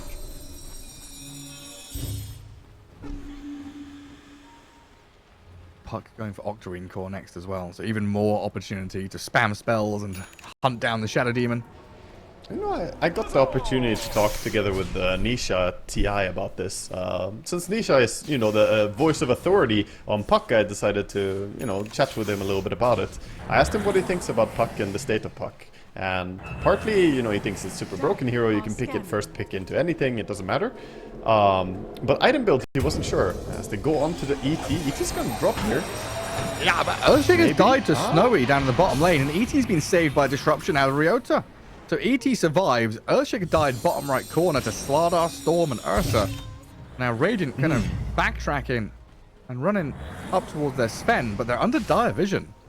The Warlock and the Hoodwink have been scouted out, so this movement now sweeping from the right. Ursa They're trying to get more. They could find Hoodwink here. She throws some spells to the Shadow Demon, gets obliterated with a couple of swipes. TP out, the Warlock tries, but the All-Step is there to cancel. TP stops, and in comes the Cavalry. Slardar still looking for more. There's a ward revealing the Puck, but I don't know if the rest of them can join. Oh. The dominoes are falling here. Oh. Well, no Yules. He's got crushed now. Is Storm zipping? Storm has Long very zip. little mana remaining. And Nicky calls me all the way now. And not quite enough to get all the way over there. There's Mana Boot and Soul Ring, so he'll get some mana back again. Things are suddenly just swiftly turning around, and it's eSpoiled who are dominant again. That's the threat of these BKBs, right? Radiant's Double top BKB tower on your is two under big attack. cores that go in. Slardar has this Yule, Yeah. which has been now used to TP cancel, but set up team fights. And once... Radiant's That's the top thing about tower this like, has ET fallen. Shadow Demon, the fog supports. If you're able to Yeah. set up with your supports backlining and hidden, and your frontline, I guess it makes sense when you say it out loud, it seems quite obvious. But when you're allowed to set up, you have so many more opportunities to make your plays. I mean, that is how it should be. If you know, explain your strategy in a way that a 5-year-old can understand it, then you have a good understanding of what you need to do as well. Rune is being controlled down bottom. It's just an illusion rune, not the most powerful one. It's mid, they're gonna disengage. So to finish my trail of thought, or rather Nisha's trail of thought as I was talking to him, he said that the one thing he feels uncomfortable about Puck is he's not sure about the Parasma item build anymore. Everyone was going for this blink into Parasma, and he says it feels a bit unnatural and not sure what to go for. And I asked him about, what if you just go Witchblade Blink into Octarine Core? Like, how is that build? Isn't that extremely good because you just do more things? And he was pretty much just nodding and saying in agreement, like, yeah, that's, you know, maybe the best, or, you know, he felt like that's a really, really strong option. But yeah, the complication of, he feels the Parasma is maybe a bit lackluster to just go first item. So yeah, just a small bit of information from, you know, I always thought the gods was up on high. Yeah, literally. I mean, he's the puck authority, so... the scrolls were delivered from heaven to you. Oh my goodness, they found difference. And he disappears in the blink of an eye. Yeah, they got TP out immediately on ET as well, leaving the area. Puck trying to shove these lanes now with the Octarine and level 18. Puck really wants to start fighting non-stop. Has vision. SD is under the ward, but his friends are a little bit far away. 2-man coil. ET still has this stop to delay, reset. Ursa's jumped in, the golem's dropped on him. Snowy's trying to stick on a target, bashes up the puck and kills Nicky Cool. Easy as you like, the timing is there. While Alberk has been zoned out by the Slardar. Resetting now though, Waste 21 doesn't want to stick around and fight 1v3. The Dire have kind of fallen back, trying to play under their own vision now as they've de-warded and reset. A kill on Puck is good enough. I think Radiant also had to get out because the Storm was respawning, and you don't want to overstay your welcome and suddenly Storm zips in and starts punishing you. But losing your Puck there, pretty costly for them, and that was them having the initiation. So I think Puck got a little bit eager, jumping a bit too fast. His team was still pretty far. As I was saying, when he jumped in, that felt pretty optimistic. The supports were not in range to plant down any vision, so the Glimmer Cape on Shadow Demon actually disjointed the Bushwhack chainstun. As he was invisible, it didn't connect with him. Yeah, and they didn't have Echo Slam, right? Still on cooldown from earlier on. Yeah. Missing a few of their key spells. Yeah, didn't have it initially there, so very hard for him to chainstun properly. This gives a chance, you know. Sven is big right now, but I'm not sure that he's going to be too happy if this goes late enough and Ursa gets to the point of having Aghanim Scepter. For now, he's building an Abyssal, and he has the MKB queued up as well because of the Butterfly on Sven. Middle tower is under attack. It's always funny seeing butterflies on these kind of heroes. Like, it makes sense, but it's just odd. It's just Slardar and Ursa, right? Yeah. Slardar does not Storm even have... right. It's a right clicker. Yeah. Storm at least has Witchblade, which is going to be a bit of True Strike. He's completing it now, so that's one guaranteed hit. But definitely, it's not bad against him either. Mainly though, the Yule Scepter build on Slardar is really countered by this. Now, had he gone for the Orchid, he could have gone for the pseudo counter in the Bloodthorn build. Bloodthorn, yeah. It kind of reminds me of old Tiny going Butterfly. Kind of first item back in the day. Seeing it on one of these strength heroes is just a oddity. I'll smoke up out of eSpoiled, heading into that bottom jungle area, trying to clear out wave. And prepare yourself for the next Roshan. It's about to turn daytime, so they'll be looking to set up around the pit. And of course, Runa team having the same information, going to do the same thing. But they're fortunate enough to grab a double damage rune, bottled by the Puck. The rest of them smoked in front. And ET has shown on a wave middle. Fissured, jumped, and killed pretty damn quickly. On the backline though, they find Hoodwink to start. You're right, Ursa munching on Queasy. Taken out by the Demonic Purge. Sven is going forward though with a God Strength. Controlled for now with the stuns coming through. Warlock being focused, Ursa eats him up. Nicky Cool did find Ryota on the other side of the fight. So far, a couple of supports for supports, but a buyback out of ET looked like Dire wanted to continue. While the Radiant, with the ending of the God Strength, probably just going to hold this area, then back up. I think the buyback was really wanting to keep fighting, but good understanding by someone, whoever made the call to get out, because Shaker was setting up to do another big slam. And you don't want to forget about Shaker. That already happened earlier in this game. Not allow him to get those big moments. Roche has to spawn soon. They know that it should be up. Try and play the area. Puck is down bottom. Definitely a kill if they go on him. Oh, but Ursa doesn't connect cleanly. Oh. He blinked to his side. He missed the jump a little bit. Now he's being coiled. Are they okay to get out of here? The fish is coming. Nicky Cool's chasing. The Dire needs help ASAP. This Nicky Cool puck is giving it the rundown on old Snowy's Ursa. No enrage for 15. Has another Earthshock to try and get down to low ground somehow. Maybe the Slardar can help out. The rest of the team can arrive. Ryota's here. The Golem dropped with the Echo Slam on him. Snowy's dead. They disrupt up one to save them, but Sven's clapping the Shadow Demon down. Another one falls with Difference falling. ET trying to escape with the TP. Will get home. But a disaster for eSpoiled down there as they get annihilated. Everything snowballing out of control from the Ursa failing the jump onto the puck initially there. He was pretty far away when the Slardar went, but with the Earthshock, he should have been able to close the distance. Instead, I think he didn't use directional move and accidentally jumped to the side with the Earthshock because a tree was in the way after he blinked.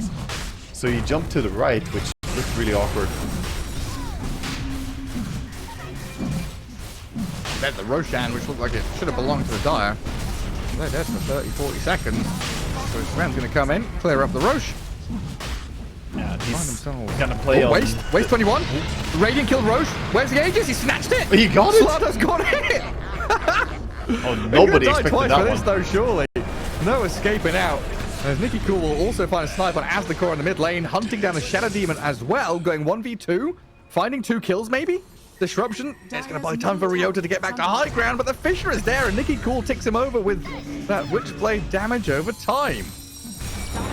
At least they took away the Aegis from their opponent, I guess, but 3 heroes dying, not what you want to see if you're Ursa and Storm. So costly for them, losing all this map control.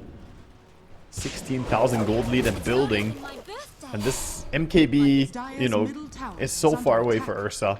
He's never getting to the point of being able to just burst the Sven, and if Sven doesn't die, he is going to dish out a ton of damage in the fight. Interesting.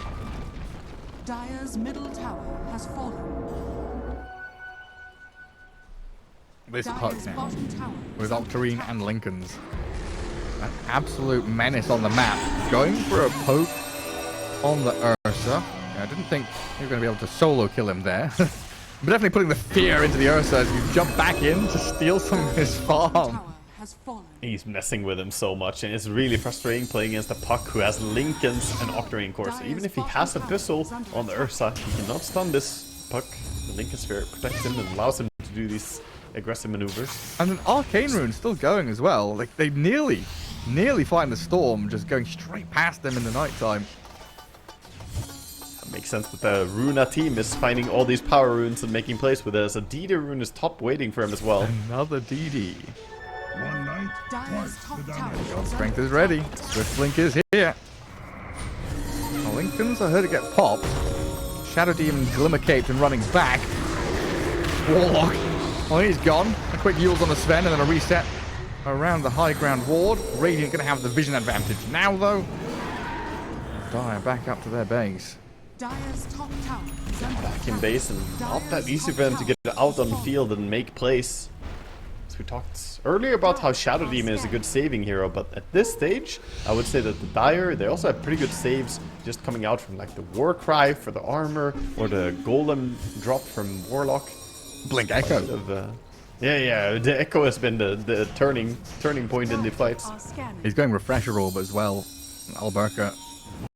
Still quite distant from it, but we'll have double Echo. Oh, hello. Sven gets on his CKB, and that's pretty big for him to turn. Shaker the is Fisher here. briefs him. The Fisher's briefs have to walk around. Still trying to clamp down the Slardar. Difference though will zip away. BKB's now ended, so the Vortex can come into play. They turned on the Sven and killed him. Nesphere's dead. Nicky Cool, which should be able to kill off the Storm here at least. Another Fisher this time going well for them, as Snowy's the focal point, gets pummeled and taken out. The dust return. And that was nearly a complete disaster immediately, but it still gets punished pretty hard. And Golem drop, actually, the fight is not over. Enter the soup. Yeah, no leaving the soup, not alive at least, as Asdecor drops And then on who the needs high Sven? ground. We've got Earthshaker Puck to go high ground. Yeah, they're smacking pretty hard. Dire structures are fortified. Quick push coming in. Sven, you also saw how long it took to kill him. They have these heroes that are so good at bursting, the Slaughter and the Ursa, but that Butterfly not providing only evasion but extra armor as well, Warcry along with it, it's a lot to go through. He essentially has 50 armor when he pops the Warcry.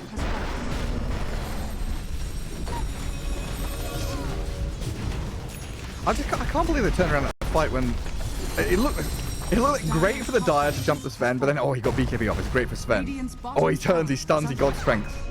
Nearly cleaves 2 cores, and then the Fisher blocks him and he runs around. Just like running the replay of that fight in my head is insane to think about. Then Runa team come in with this overfarmed puck, the Earthshaker arrives. They got tons of firepower to fight past the Sven. That's the thing as well about this puck, he's so fast and maneuverable to get anywhere on the map. He has no cooldown. He has Octarine Core, CD reduction, CDR on Waning Rift talent. He's gonna jump continuously here, just poking and prodding, seeing what happens. Coils up the ET even. Super irritating. Now you have to disrupt the ET to keep him alive. You're still losing barracks. Ursa's gonna jump in, try and deal with this puck. Another ult forward and a Sven initiation. The Slaughter's there, but the puck will phase shift away. Nespier's being focused and bashed up by the barracks. The BKB starting to wear off, but in comes Alberca with a nice double echo. That's cleared them out. No buyback on Storm or Ursa. Slaughter can, but what's the point? A triple kill for the Earthshaker. An absolute clapping performance out of Alberca. And Runa team looking at mega creeps, at tier 4s, at any objective they can come and claim. Once again, the Sven is dead, but are they going to give up? The buyback on Slaughter's enough? Well, they don't, because they don't know, do they? They don't know that all the buybacks are down, and there's no need to keep going here as well, as you already lost the puck and the Sven. It does give a little bit of a hope for Dire. Maybe they can, stay in this. This is a qualifier. We're already, here and fighting for every single game. You don't want to drop. eSpoiled and Runa team have both had flawless performances so far. We're gonna keep it that way. Yes.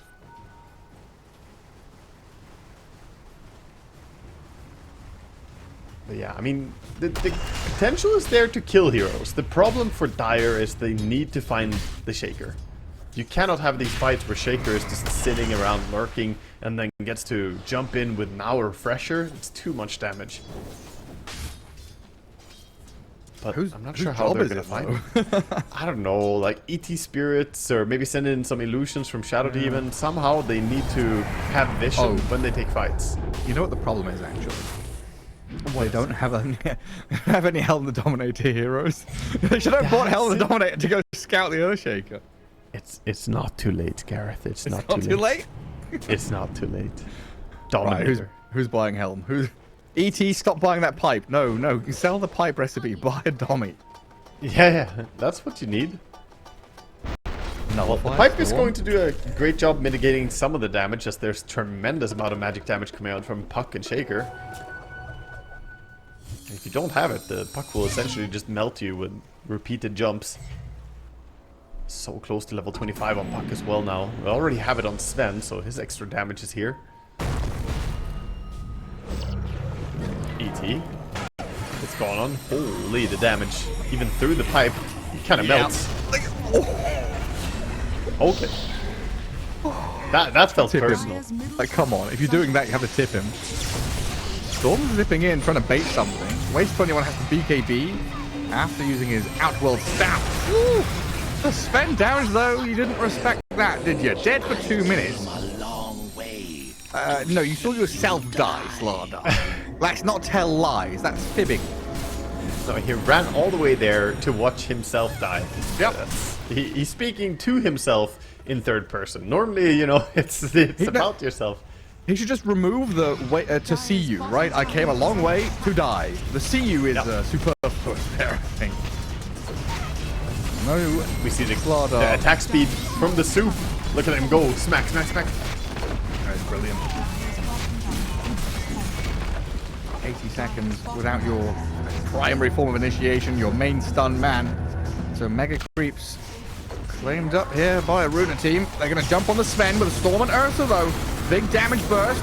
And they're speared. He's down and out. 100 seconds without him. Can they find more, though? They need to get big kills on this Earthshaker and Puck to defend their base. Alberca's going for it with Fishers and enchant totems, and the damage to the Puck is way too much. 90 seconds, no Ursa now.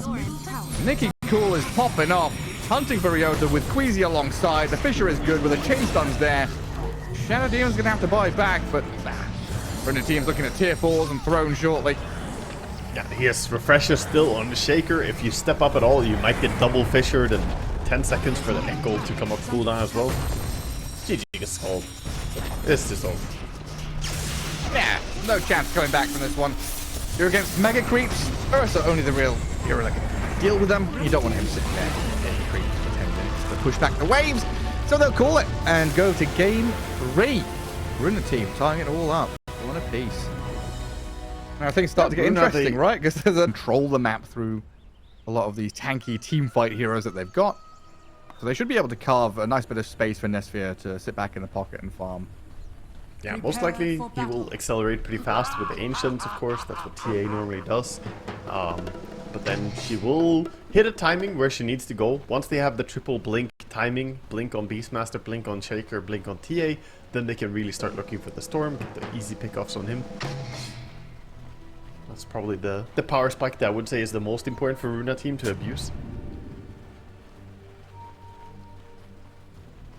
All of them going up here top, and they're not gonna connect with Astacor as he's moving over to, of course, block the Ancients. Are they late smoke? Yeah, they're late, super late smoking and then wrapping around from enemy safe lane tier 1. Not going to find anyone up here just yet, though. And yeah, ET goes and gets an Obs ward down. 30 seconds. To give vision of the lane. I think they he's saw been him. spotted. Yeah, they saw him on their own Obs ward in the exact same place, so they'll have an idea. Not only that he's there, but also that he has gone to the Ancients to block it up with sentries. And Astacor's going to walk straight into them. The 5-man death squad from the staircase. Blood grenade required. A few more hits should do the job here. Astacor pretty tanky. Tower.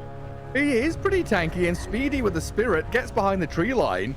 Hang on a second. Is he allowed to escape? He's going to try and dupe them, but the bushwhack comes. Queasy's got it all locked up. Took a bit of doing. I mean, he hit everybody with the Astro Spirit, so he was sitting at 14 armor. Normally you expect him to be just completely dead. I don't fault you for saying he should be going down, but he had 14 armor, so it's suddenly not that easy to finish the job. So tanky. Yeah, Astro Spirit's pretty good skill when you hit the entire enemy team with it. So that means they don't have the immediate opportunity to go and de-ward or unblock the Ancients. Something that we're going to have to do in a little bit. And then we get into the normal natural lane setup. Storm against Earth Shaker in that middle lane.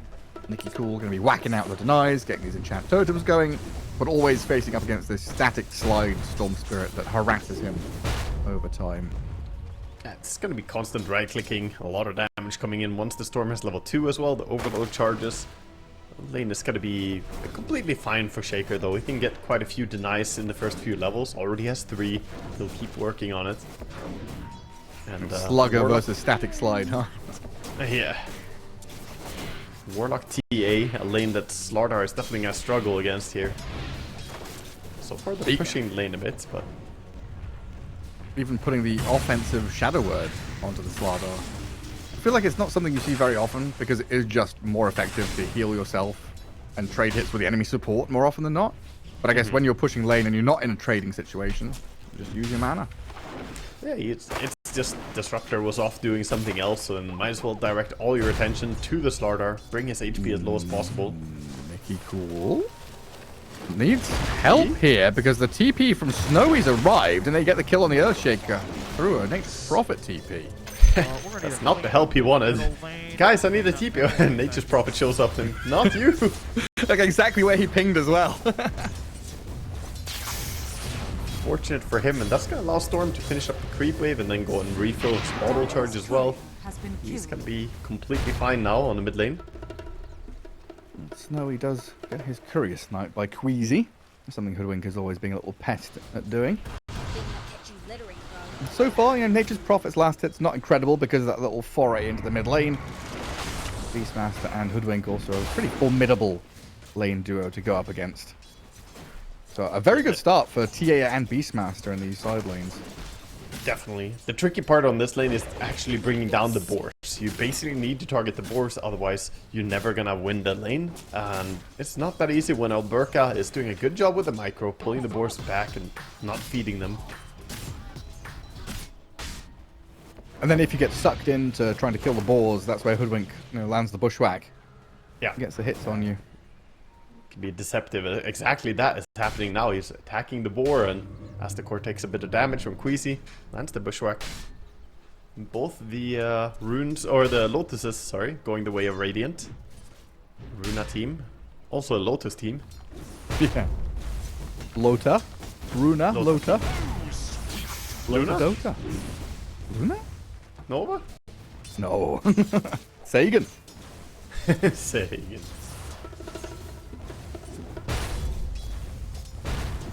16-6 on the Storm. Still on Nicky Cool, definitely giving a bit of grief and pain in that mid lane.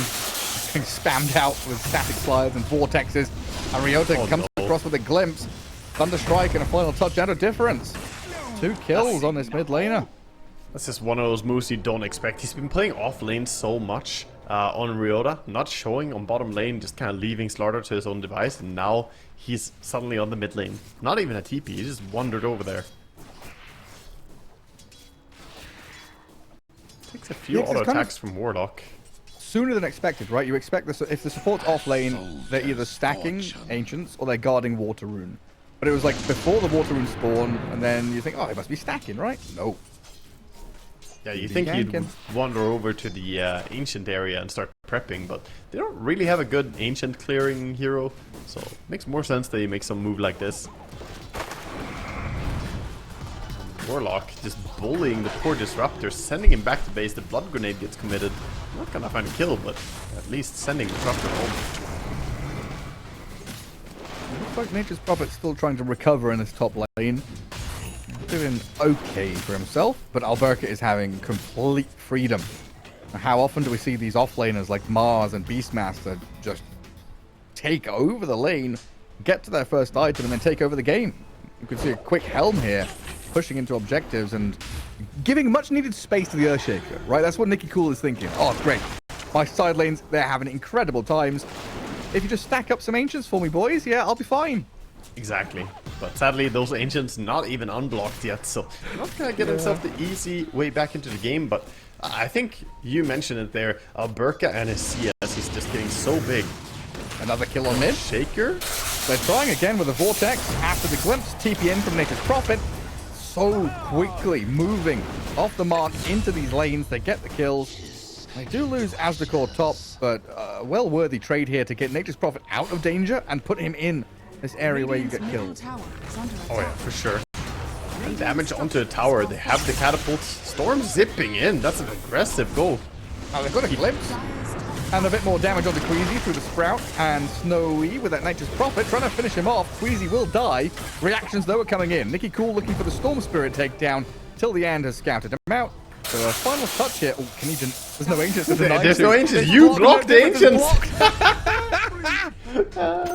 That backfired on them. That's why you wish you didn't block the Ancients. Yeah, I mean, did he have Soul Ring before he died? No, right? No, I don't think so. He had 3 stick charges. Maybe he could like zip to low ground from there, but yeah, it was kind of tough. He used his stick charges early as well, so they were on cooldown for a while. I'm not sure if he had them even ready towards the end, but unfortunate for him, no way out. That was a super aggressive zip though. The initial jump over on the Hoodwink. Yeah. Oh, on Beastmaster now. That's some big damage. Yeah, gets roared up. Alberca. Ooh, hang on a second. Blood Grenade times out, but a long range hit from Nature's Prophet. Just about. In the middle lane. Middle lane, thank you. Very nice for him getting involved. And Storm, normally when you see Storm dying as well, the Silence have to be very cautious. Because Storm TPing in with full mana on the lane is a devastating force. It's so hard to get away from him. All that mana to run you down. Warlock going to come and help out Nicky Cool a little bit. They're going to go scout. Have they stacked anything over here that I can steal? No. Oh, that's sad. Yeah, maybe Nothing enemy supports are better than you guys. It's turning out to be a pretty sad game for Earthshaker. 3 deaths, 26 last hits. are scanning. Yeah, he's lagging behind. I mean, he's got less net worth than the Slardar right now, and Slardar is definitely not having a good time against the TA. Yeah, 61 and 10, 62. Nesphere. Not quite leading out. Nature's Prophet is up there, about 4,000. Storm even going to overtake him through all these kills, getting that shared gold kick in. So even though it's looked like TA and Beastmaster have run the show in these side lanes, they're now actually slightly behind just through this fast-paced team play aggression, right? What we've been screaming about this entire qualifier. The last 7 days. Yeah, all these 2 weeks we've been casting these qualifiers here, Gareth. No, we're just old and weak. Ryota, I think, has been the key player to look for as well, because look at this Disruptor always running to make a move, looking for the Shaker, trying to slow down his Blink Dagger timing even more. Much different to like Pos 5 Disruptor, right? Yes. He has to leave that bottom lane, has to leave Slardar alone, has to play in towards mid. A move here from Runa team to defend the Earthshaker. Nicky Cool can't get there with an Echo Slam in time, so Storm Spirit's able to zip away. Rock attempted to be dropped, does land it in the end, and Nicky Cool should be able to catch up to this Storm, who has run pretty low on resources. Arcane Rune plus Soul Ring, though, could he get out of this? Surely not. Kill the courier. Style points. Hey, he's fine. The making Fissures him are work for cooldown. In the meantime, there's a roar on Asdecor. Alberg has taken down the Elder Titan, and Storm does, in fact, zip away and TP home. There's a lot of space created by Storm, and Shaker wasting even more of his precious time when already this far behind. Does not feel good to just run around and not get a kill. I thought there might have been a moment there where he could have Echo Slammed the Storm. Barely. I But think it was... it looked like it, but I don't think he actually had the chance to do it. Okay. It was very close. Again, he walks down into the river, and that's gonna spell his doom. They're coming for him. How many heroes are here? Oh, all 5 of them? Oh, yeah, of course. Warlock's going to get in trouble. Sprouted and then kinetic fielded. That is nasty business. I mean, they're playing the game, playing the Dota, and look at him. He's drawing on the map. He's like, these camps and these camps, I need them to be stacked right now, guys. I'm just waiting for the question mark to come out from the Shaker as well. He's like, what are you guys doing? I need my blink. Yeah, it's like signaling, like, if I can't farm mid-wave, I have to farm these camps. And there's no camps here because they were blocked. They're not stacked up. Someone's going to do some lifting for him. And Nicky Cool is still, what, 700 from Blink? It's not all doom and gloom, but it is pretty bad. Storm's now going to zip in up top. Hoodwink does get the bushwhack down. Spirit Stomp misses. Alberca, though, being focused as they turn and roar the Storm. Alberca's going to get the kill on difference. He thought he could go for the +1, but Snowy went for Queasy. They couldn't follow up on Alberca, and this Beastmaster, he's a beast. He got dominated by a Dominator. Can't fight into the Centaur, Gareth. The Centaurs, they're back again. They're back. Standing toe-to-toe against the Master himself. Not going to work out for you. Right, can we zoom in on that Centaur Conqueror? Because we didn't finish that discussion from yesterday. What is he? The anatomy? Yeah, Centaur Warrunner is human top, horse bottom. But this guy, this Centaur Conqueror, is like horse bottom and ogre mage, ogre frost mage top. What? Yeah, honestly, I don't know what that head is. I mean, he's got some big horns as well. Is he a Magnetar as well? Magnosaurus? Magnosauri? I think he looks more like Earthshaker's ugly cousin, honestly, this Centaur. And that's saying a lot, honestly.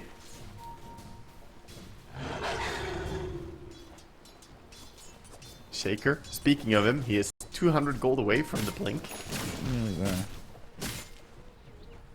Slardar, same story. 200 away from his blink, but he's got Treads, Bracer, Wand. Lots of juicy little items on top of it. Yeah, he's doing acceptable, I think. It's not a good game for Waste, but he's getting his farm bit by bit. I think he'll be okay. This is an awkward spot as well for Shaker. The stacks are being built over on the Ancients now, but now you don't want to Echo Slam the Ancients anymore because you already have your Blink coming in. So that's going to be for TA instead. It's almost bittersweet for him to see the stacks because he probably won't be the one to farm them. So is that a Slardar acceptable in the grand scheme of things, or is that Slardar acceptable like against a TA matchup in particular. For the circumstances, yeah. In this environment, this is okay for the fish. You know, this is the fish doing as well as he can. But ideally, the Slardar wants to thrive more than that. Right. It's like, so, like, you know, given the reptiles, they get bigger the bigger the tank their environment is. Yeah, exactly. They have bigger habitat. This Slardar had a small little terrarium. Someone put the alligator in a bathtub. Yeah, actually, it's inhumane what they did to Slardar. Yeah. So then I guess with that definition, he's doing well for himself given Yeah, the yeah. fact against the TA. For how the game's going. This is a big invasion move coming in the smoke. They're looking for someone, but Nature's Prophet smells something fishy in the air, and it's not Slardar. Blink Echo. Slardar, half health. Needs a little bit more here to finish him off. Pops a pretty big magic wand there, trying to sprint away now. Has a crush, maybe can delay his death with another hit from TA, and the axes out of Alberca. It took them a while to get it, but a kill's a kill. They get him, and with the power of the Dominator and the Golem, they're just gonna slay this tower immediately. Easy tier 1. And 20 seconds until the Wisdom is spawning, so looks like a successful invasion move to take over the enemy Wisdom. Yeah, and things have slowed down a bit from the Dire as well. Like, it feels like after that death of difference to the Beastmaster up top, they have just, you know, started pumping the brakes a bit. Okay, chill out a touch. As I say that, of course, difference is contesting Wisdom Shrine and zipping alone into onto a Hoodwink. Now trying to get away from things, but he's going to walk into Alberca's roaring Beastmaster. I don't know what you're doing. Yeah, I think it's been a long day for Difference as well. He wasted so much mana on the jump on Hoodwink, and then ended up going, you know, what he thought was safety towards the north, but he had TP all that time. He could have tried for some, you know, zip into the edge of the map, into TP outplay, you know, zip along the tree line. I think this is not Difference playing at his absolute finest. And with all this kind of slowing down and going back to farm and making plays like that, and they're giving a lot of room here to Runa team to pick up a 3k net worth lead. And there's going to be an attempted kill on Warlock up in that top jungle though, with a Staff Storm, a Glimpse, and all the goodies chucked his way. They kill till the end. But yeah, I mean, we're looking at a game now when Nature's Prophet needs BKB to kind of survive these fights. Storm Spirit, I feel like him going Witchblade is necessary, but he needs a BKB too. Because now you're looking at Blink Earthshaker, Blink Beastmaster, Hoodwink can scout and start on you. The initiation from Runa team is disgustingly good. Yeah, it's gonna come down a lot to who sees who first. In this game, both the teams have pretty good scouting information. You have Hoodwink, who is, as we repeatedly talk about, very good at running around tree line, kind of giving vision, TA traps, but simultaneously we have the Spirit from the Titan, capable of providing some vision. Slardar with his ulti. Then Observer wards as well. And Dire setting up top, it looks like, with a bit of vision in that outer jungle ring. I've also got an Obs ward watching top Rune spot that has been sentried. We'll see if that gets dewarded. But for now, Alberca's just going to build up base camp, return to top, push out into this tier 2 with all of his summons, carve into the jungle, get that additional bit of farm for himself. Makes a lot of sense how they're moving right now. They're playing around Beastmaster, maybe thinking about tier 2 top even. Because you're forcing the hand of the Dire, right? You're showing Beastmaster there as a threat of, hey, he's in top jungle, he could either go top tier 2 or pivot mid for kills. So the options for the Dire are bring 5 like top jungle to meet that aggressive posturing, or avoid completely. Yeah. And it looks like Disruptor's being sent top to try and catch wave. Mid lane, they're hiding behind tier 2. Storm and Nature's Prophet are fully avoided. Honestly, I think Dire's lineup is just much scrappier in what it's good at. It doesn't do that well in big team fights. We have the Shaker, who is by far and away the biggest team fight hero here, and then you have Warlock as well. So some absurd impact in big fights from Radiance, and that's why they're going to force the objectives. Like I said, they could have gone for tier 2, instead they go for Roche, and now with the Aegis, going to start making those safe tower sieges. Disruptor, no way out. Quick kill on Rio to that. And yet always so interesting in games like this, where mid lane Earthshaker went 0-3, really struggling, having a very sad time, trying to catch up. gets his Blink Dagger and he immediately becomes a threat, right? This is a guy you've curb stomped over and over again, but he pulls out a freaking AK-47 and says, okay, now what? You know? And with all of that emphasis put onto dealing with him, you know, letting Alberca and Nesphere have free reign, 10,000 net worth apiece. I mean, 11k on Storm is under reward. Storm pops. Oh, bitch, Blink Echo. ET trying to stomp with Spirit to save him. Storm will break free. Queasy giving chase, but he's only going to see the Elder Titan now. And a Fisher will stop his teleport. I don't know if they can chase him down completely. And there was a Bushwhack and the Earthshaker. Like, Earthshaker's holding. Very patient from Nicky Cool here. Yeah, they're taking their time. They didn't see how many people were behind, so just playing it kind of safe in how they approach taking him down. They do get the kill in the end, but he did his job. Astigore saved the Storm. That's all he needed to do there. Difference stays alive. So not going to have his item timings delayed at all. The pressure is mounting, though. From top, a kill on Disruptor, into the tier 2, into mid, sweeping through that top jungle, getting another objective. And different Looking Storm systematic. currently killing an Earthshaker illusion, trying to set up on that bottom lane. This could be a decent bait. I don't know if Nicky Cool is going to go for it, though, without Echo Slam. He doesn't have it yet. He still has cooldown from the previous attempt, 70 seconds, so not going to be able to go on them. He is kind of pinging it. He wants Roar. to. Fisher into Roar. I mean, Alberca went for the axes before Roar. I feel like they could have just had it there. Still going to be able to turn around, but in comes Waste 21, the crush, the golden drop. Delivers back as well, so difference can zip away. The chase is on. The heat is coming as Nicky Cool will get the Fisher and Chant Totem kill. Difference is down. And now onto Ryota. Disruptor gets the high ground, so able to slip away actually. And unfortunate for Storm dying, he didn't sit far enough away. He had more mana, even had a healing Lotus as well, but didn't expect to get caught by the Fisher into the Aftershock there from the Shard. A lot of damage. There's a thing, by the way, with the Shaker. If you have the Shard on Shaker, and you Fisher and then run close to the enemy hero with your hero as well, you do 2 Aftershocks. So it's just a ton of damage. I did not see how Asdecor died, but I'm assuming it was quick and painless. Yeah, I mean, it was 3 hits from TA. Double Meld Strike. TA had time. She had vision in the area. She had time to set up the classic little trap and then double hit. I'm surprised he took 3 hits even. Sounds quick at least. It's probably one of the best ways to die in Dota, honestly. I mean, you know, you're just walking around and suddenly you're dead. They just profit. TA trap. No shard yet, right? Yeah, no. She doesn't have it yet, but she will have it soon as it flies in on the courier. Now she has it. Could have cancelled a TP if she only had the courier a little bit earlier. Warlock gonna win the shard. I feel like every game we have a Warlock, he always wins the roulette for who gets the shard. Deserves it. It's rigged, man. Good. I mean, it's good if you're a Warlock. Yeah, I know. You're very happy about it. I've showed you my Dota buff. Yeah, I've seen. Basically, T-Governor number 2 here. Hey, T-Governor plays like 3 or 4 heroes. Yeah, yeah, Spirit Breakers and Warlocks. Dire are scanning. Bit of Ogre.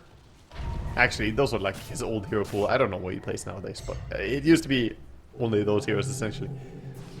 I have to give credit though. His builds on Warlock are pretty fun. The Aetherlens plus Gleipnir is quite something on Warlock. Oh yeah? Yeah, I've tried it out. Warlock is the only hero I can think of who has 5 abilities that are affected by Gleipnir. That's quite a lot. I mean, I guess there are some other ones, but probably Invoker or some shit, you know, has, I guess Ghostwatch probably gets bigger AoE and shit. Oh. What's all this A little pinging? switcheroo there. The Slardar TP's out. He blinked away as the Shaker blinked in to try and catch him. They just swapped position. I see. Radiant Again, he didn't see anyone die. Can Difference get away? How much mana has he got? He's got Soul Ring, 500 mana, and they've given up on chasing. They instead want to try and catch the wave and push the map out. Or they want to TP bottom and find Snowy's Nature's Prophet. Oh boy. Trees cut, golden dropped. Holding the roar until the last moment. Alberca will actually not even need to use it, it looks like. Trusting in the bird. Nicky Cool, in the meantime, has killed off Difference. With a Boy. TA. Yeah. TA was there for 2 auto attacks, but Shaker did a lot of the damage there. Did blow his ulti, but completely worth it as they killed both the POS 1 and the POS 2. Everything is looking Runa team right now. Oh, eSpoiled big time. have been playing so fantastic, but kind of slipping up here in the final match of the series, I have to say. They've just not really been able to coordinate and make moves. Fatigue is kicking in. I think the only one who has really played a flawless game is probably Ryota. Like, he's had very good impact on the Disruptor, but even he had lane that was losing from the get-go, because you're off-lane Disruptor support versus a POS 5 Warlock. You're never winning that trade. You just can't get beat down. Warlock is not losing to a Disruptor. I'm sure I could show you how. Yeah, you can lose. I feel like you can go AFK for a while and let the Disruptor hit you, tickle you a bit, and then you just press Fatal Bonds and Shadow Word, and it's like, yeah, easy. Yeah, lane's over. I think my favorite thing is still bonding the first wave and the carry being pissed off because they don't understand. Of course, of course. I mean, if you get the full creep wave plus the 2 heroes, it's just GG from there. Easy, easy lane. It's so much I had a game recently where I played against a rank 200 something Witch Doctor, and he was offlane support, and I was POS 5 Warlock, and I killed him level 1 because he thought he could trade hits with me with Maledict. Oh. He didn't think about Warlock heals, so Maledict does no damage because the heal offsets the Maledict damage. It's a important mechanic to know about. It's like an HP loss thing. Yeah, the HP difference between when you put Maledict does account for the healing that Warlock or anyone else, you know, any bit of actual healing, is gonna lower the amount of Maledict damage. So, very, very sad days for him. By 2 auto attacks essentially. What leathermancery is this? Great. He learned an important lesson, and they're about to learn an important lesson on the high ground here, I think, as well. Dyer's Or bottom we'll tower see. is I don't know. I think it's just gonna be a clean push, but TA is diving in. With the help of one Fisher, has just killed Disruptor. No Disruptor, 30 seconds. She had a We little go bunny second hop. lane mid now. are fortified. I don't think Disruptor expected Tumblr's story to allow TA to jump that deep and Dyer's find bottom him. barracks are under attack. It was pretty nifty. Yeah. They can go mid, they can go top afterwards. There's already no tier 2 tower. They've done their prep work. I don't know if there's any timing they're waiting for. BKB is far away for Nature's Prophets. I don't Storm see... just got his. Dyer's middle Yeah, tower he's got the BKB and Storm. Radiant's top We tower blink, is under we stun, we go Scepter, we run. Oh, a bunch no. back on 2! That might just Just be call game it. over. Just call it. It's been a long day, you know? It's okay, GG. Too easy for Hood Queasy. Celebration golem drops as Runa team are gonna be the winners of the upper bracket here. Straight to the grand final. Yeah, they are 1 series away from qualifying. eSpoiled, they were eSpoiled. so close, but they have the second life. They can go down there, they can make the return. We've seen lower bracket, you know, it's where you